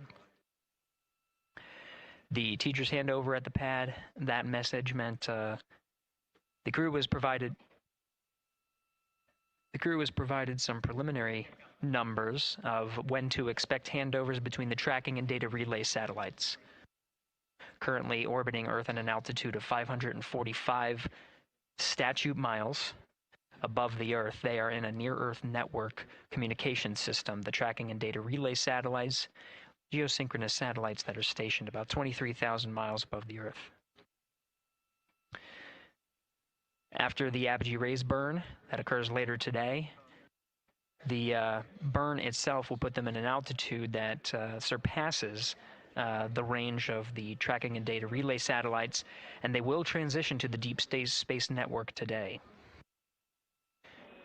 And integrity for prop messages, we see 2 temperature measurements right near the line. It's that momentary message you saw earlier. We're going to suppress those.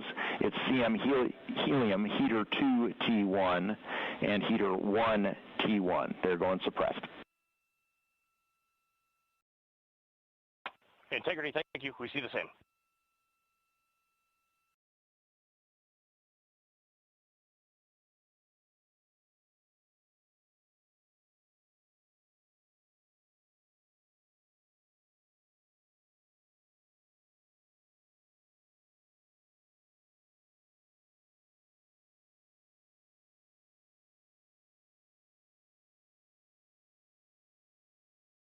This is Mission Control Houston, passing 23 minutes of mission elapsed time into the Artemis II mission.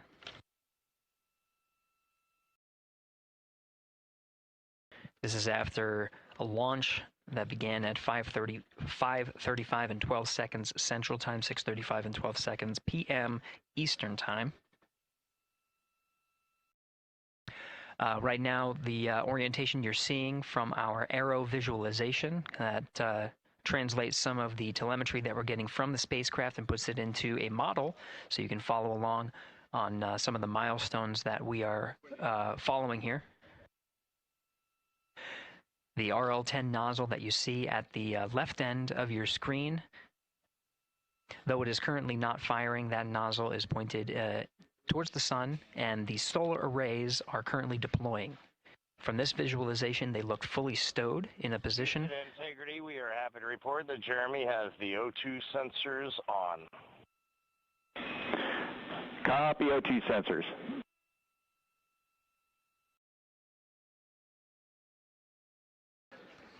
Again, Commander Reed Wiseman and pilot Victor Glover overseeing the deployment of the solar arrays. And we'll follow the attitude maneuver changes ahead of the first burn of the ICPS engine, the Perigee raise maneuver. Integrity Houston, we see 4 saws deployed and latched, ready for ATO preferred.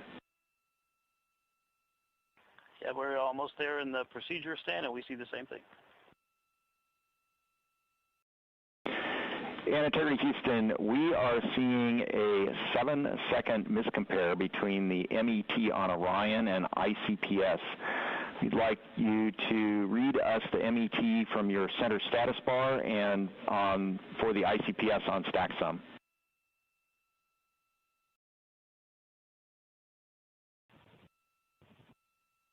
And Stan, we see a absolutely precise alignment. MET 25, 14, 15, 16, precisely aligned with ICPS MET.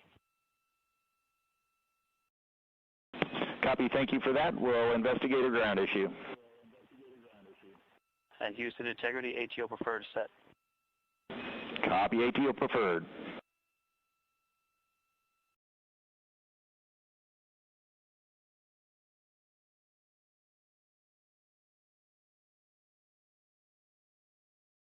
This is Mission Control Houston, 25 minutes, 45 seconds into the flight of Artemis II.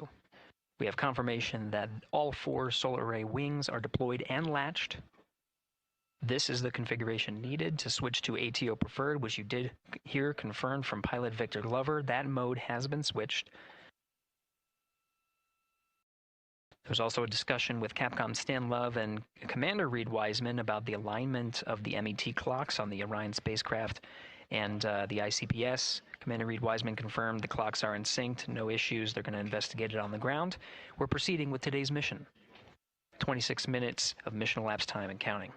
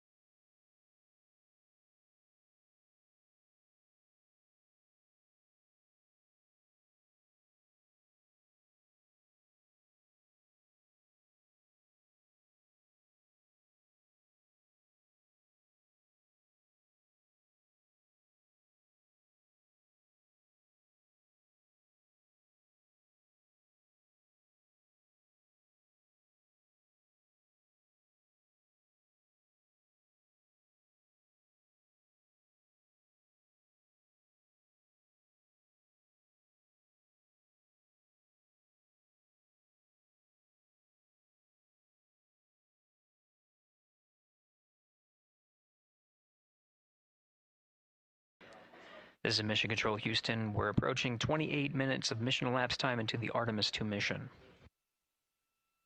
At this point, we've had a successful liftoff from the pad at 5:35 p.m. and 12 seconds p.m. Central Time, 6:35 and 12 seconds p.m. Eastern Time. We've had a good main engine cutoff, core stage separation, and a good trajectory to begin today's mission. Right now, the spacecraft has maneuvered tail to sun. We're standing by for another maneuver to maneuver into the burn attitude. This is where the RL-10 engine of the ICPS is pointed in the correct orientation for the Perigee raise maneuver. We did hear confirmation that the Perigee raise maneuver time of ignition has been confirmed per the pad, which means it was the predicted time prior to liftoff. Integrity for G and C, we're taking channel 1 to unfiltered and to BFS. Okay, Stan, we're watching. Go ahead.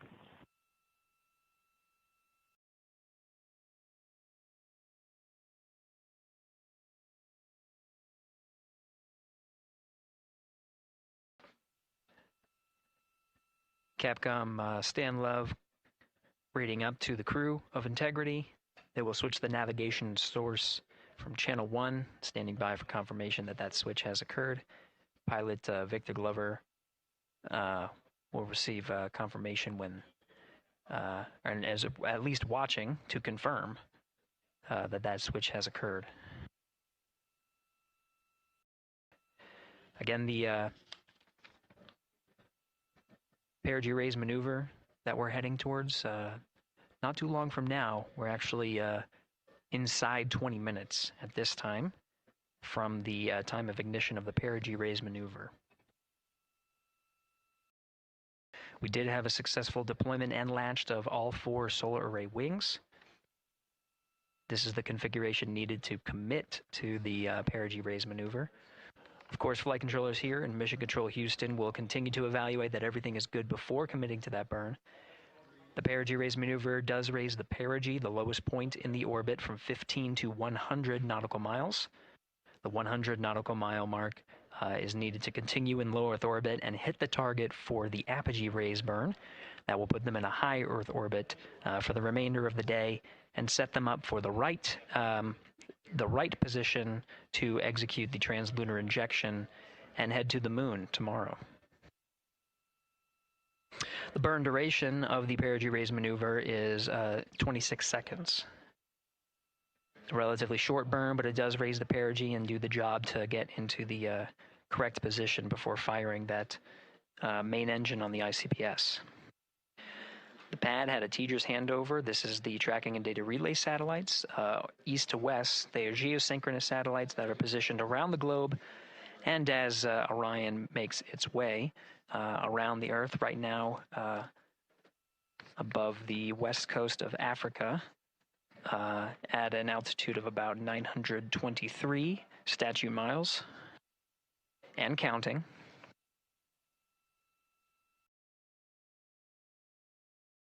The Perigee raise maneuver is not executed at the Perigee. It is rather executed on the, actually closer to the apogee. But what it does is it raises the Perigee on the other end of the orbit to 100 nautical miles.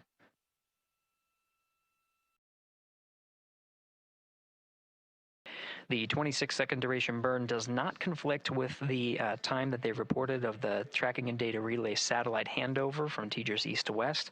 Again, geosynchronous satellites that are used not only by Integrity today, but the International Space Station as well.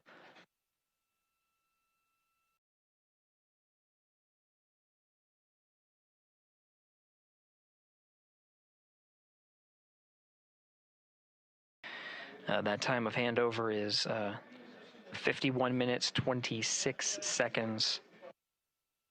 Plenty of margin before the Perigee raise maneuver cutoff happens, and the trajectory is analyzed to see whether it was a good burn Good burn means that the burn was performed as expected and sets the trajectory on course for that 100 nautical mile perigee target mark.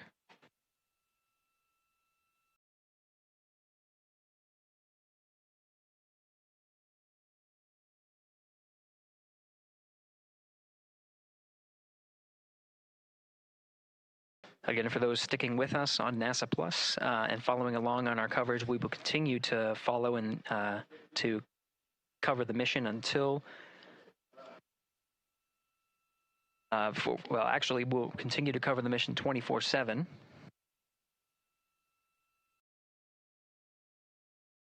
But we'll wrap up our coverage here shortly. And now that solar array wing deployment has occurred on NASA Plus and Amazon Prime. Again, we will continue coverage 24/7 at the NASA YouTube channel. For those that want to see all of the upcoming milestones, there are select times where we will be coming back to NASA Plus and other streaming platforms. You can go to nasa.gov to find the latest on when to find those activities. Given that this is an operational mission, we do want to make sure that we are maintaining transparency in the mission and providing you all the information on what's happening in space as Reed Wiseman, Victor Glover, Christina Cook, and Jeremy Hansen head on their mission around the moon.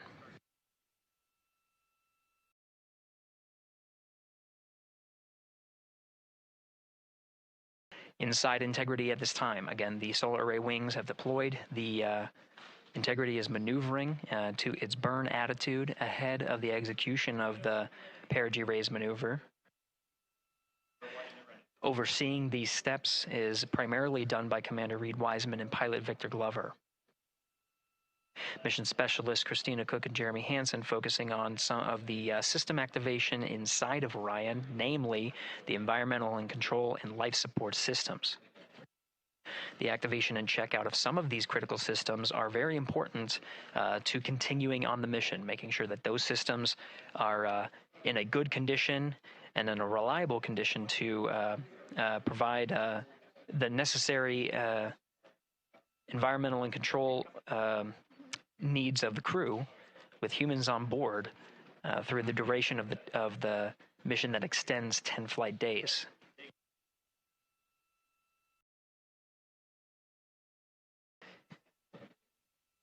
Standing by for an update to the perigee raise maneuver time of ignition. Should be right up to the crew very shortly. Integrity Houston, updated PRM numbers when you're ready to copy. All right, Houston, we are ready to copy. TIG is 2 seconds earlier at 4 minutes, 48 seconds. TIGO unchanged at 26 seconds. 49, 48, TIGO 26.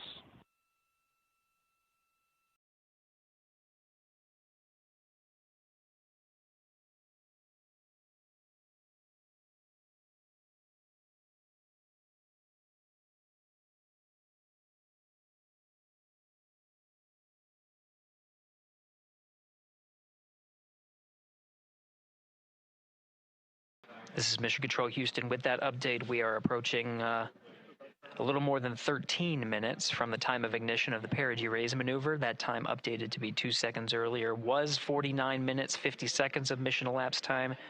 We'll now move to 49 minutes, 48 seconds. The duration of the burn, that's what was referred to as the TGO, will still remain at 26 seconds. Relatively short duration burn, again, just raises the perigee of the orbit today.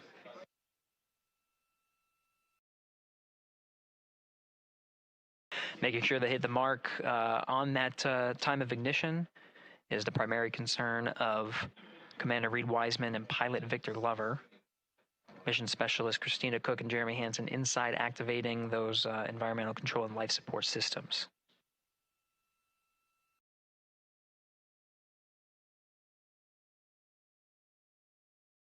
At this time, all 4 crew members are wearing the launch and entry suits.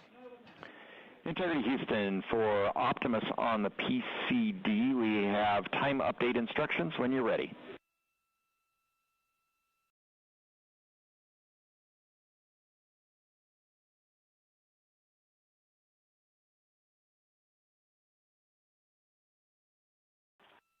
And Houston, Integrity, we copy. Hands are pretty busy at this time. I think we will call you back when we're ready for that. All right, that one is not urgent. 2 minutes to maneuver to PRM attitude. We are watching and concurred. 90 seconds-ish, maybe. Pilot Victor Glover confirming that that maneuver less than 2 minutes. Again, that the point of that maneuver is to point the main engine of the ICPS, the RL-10 engine, in the proper orientation to execute that 26-second burn. It needs to point in the correct position to achieve the goal of raising the perigee to 100 nautical miles.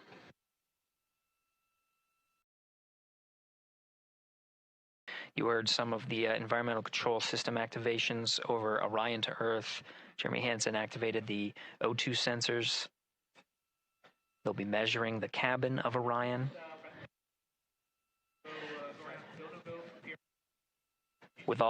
During all of the activations, here on the ground in Mission Control Houston, Flight Director Judd Freeling is doing a poll with all flight controllers in the room to see if we are in a go position to go ahead and execute the perigee raise maneuver. Once concluded, Stan Love will report it back up to the crew, and we'll stand by for that.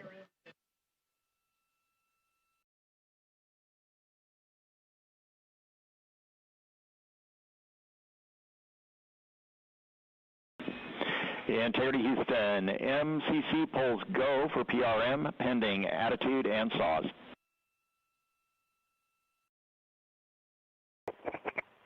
Hey, we copy. MCC is go. Maneuver starting.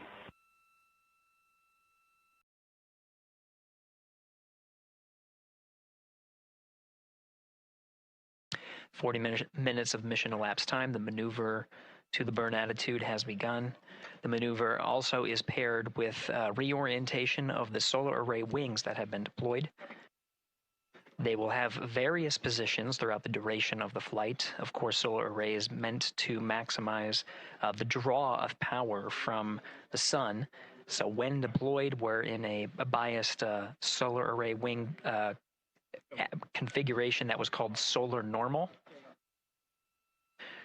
This allows for the greatest surface area of the solar array wings to be drawing power and powering up those batteries of Integrity, of which a cross-tie was enabled between the four batteries, the four battery buses that are inside of Orion. However, for the perigee raise maneuver, the solar array wings will be put into a position to take on the loads imparted by the ICPS main engine when they execute the 26-second burn. You can see in the animation here, the solar array wings are in motion, and the attitude is being reconfigured to point the engine in the correct direction, those solar array wings being pointed forward.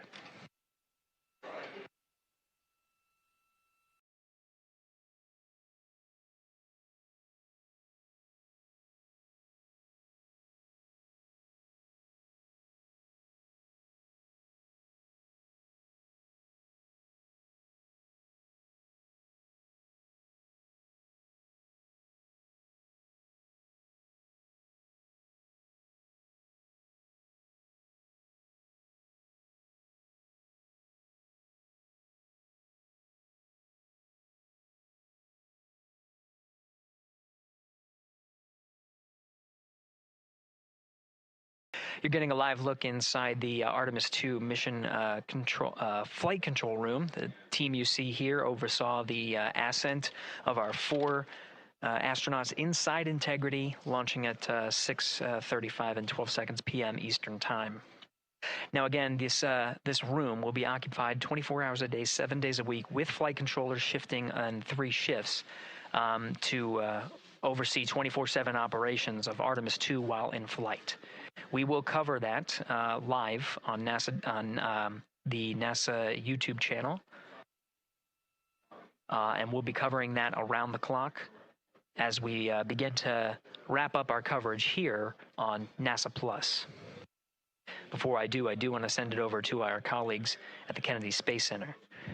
And to my colleagues, it was a pleasure to join the teams at the Kennedy Space Center and be a part of such a historic launch. Here in Houston, again, we're turning our attention to the mission.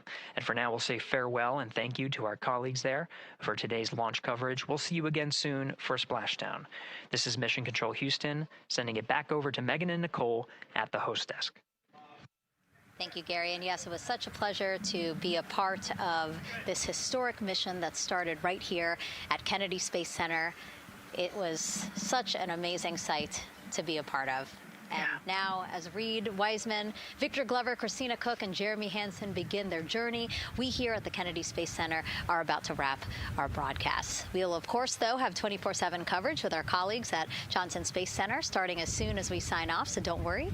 You can follow along our 4 astronauts every minute of their nearly 10-day journey to the moon and back. Nicole, I'll definitely be watching it, and I'm sure you will, too. Yes, of course. You know, they just started, right?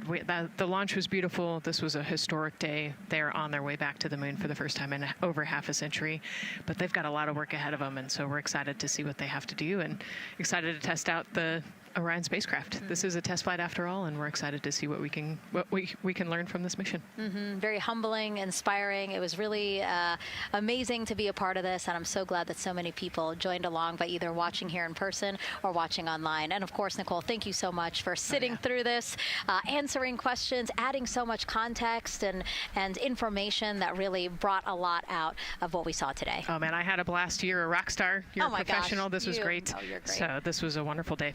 Well, again, thank you so much, and thank you to you for watching at home.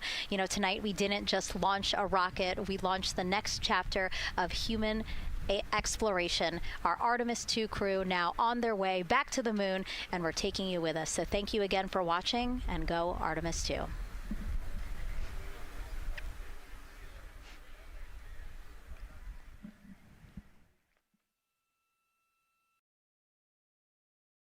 All 4 astronauts, and it appears all of them are undergoing their suit leak checks. Yes, a pre-flight tradition that we have seen with our crewed flights, the card game. The astronauts who have just left crew suit up and are now walking down a hallway. And here they are, NASA's Artemis II crew, taking their first steps outside for their historic test flight. And the 4 of them step into their astrovan. And off they go. Oh, this must feel so special to the crew to see all of these people here watching the crew walk across the crew access arm, getting a beautiful view. Everybody configured with their suits, so in we go. The closeout crew has closed the launch abort system hatch. 3, 2, 1. Booster ignition. And liftoff. The crew of Artemis II now bound for the moon. Humanity's next great voyage begins.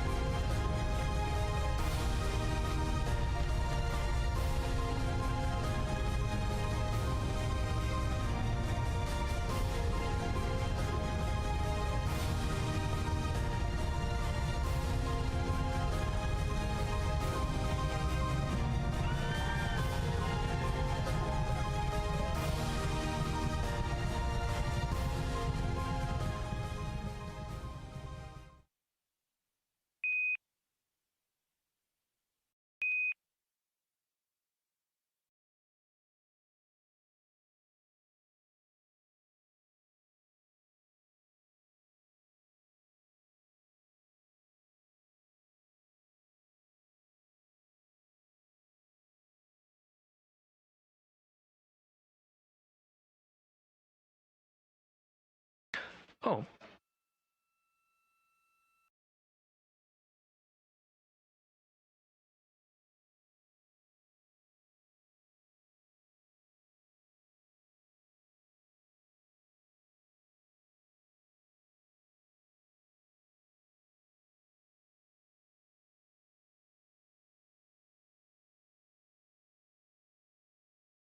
All right, this is Mission Control Houston. Welcome back for our 24/7 coverage of the Artemis II mission. At this time, we are a little more than 1 minute from the time of ignition of the Perigee raise maneuver. At this time, the Orion spacecraft integrity has been maneuvered into the burn attitude, is pointed in the right direction, and the solar arrays are in the position to take on the loads imparted by the 26-second burn.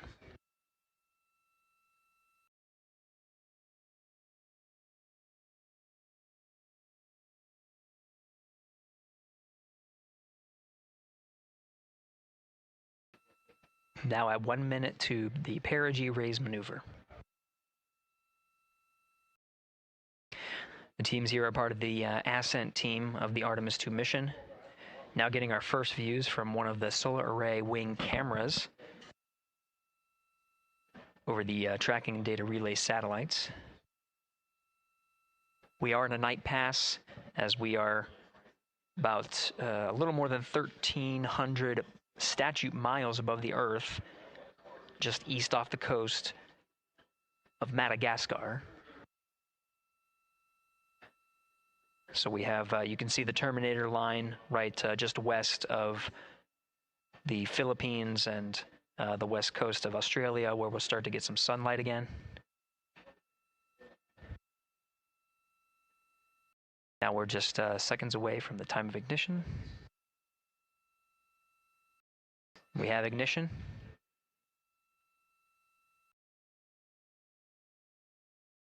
You can see the Perigee raise maneuver from the main engine of the ICPS firing from the solar array wing. Standing by for confirmation of cutoff.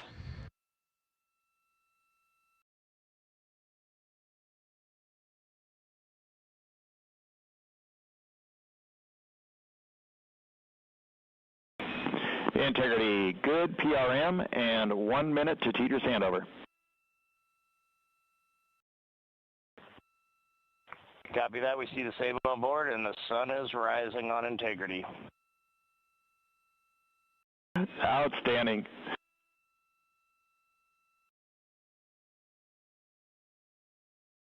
And with that, the first burn of the interim cryogenic propulsion system has been completed and put the crew on the right trajectory to get them to the moon. Houston, there are Integrity for toilet setup, step 2.5. Go ahead. Yes, there was not an installed oxon inlet filter, even with empty oxone, in the hose when I opened up the filter.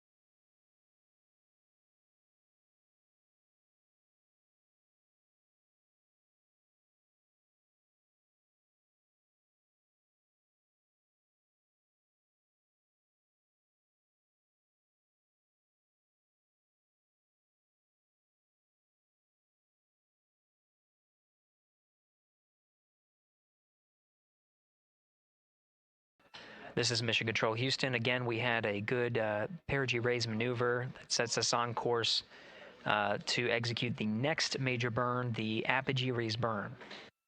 Now, the Perigee raise maneuver just adjusts the orbit while we are in low Earth orbit, but the apogee raise burn is quite a significant burn, just shy of 18 minutes long.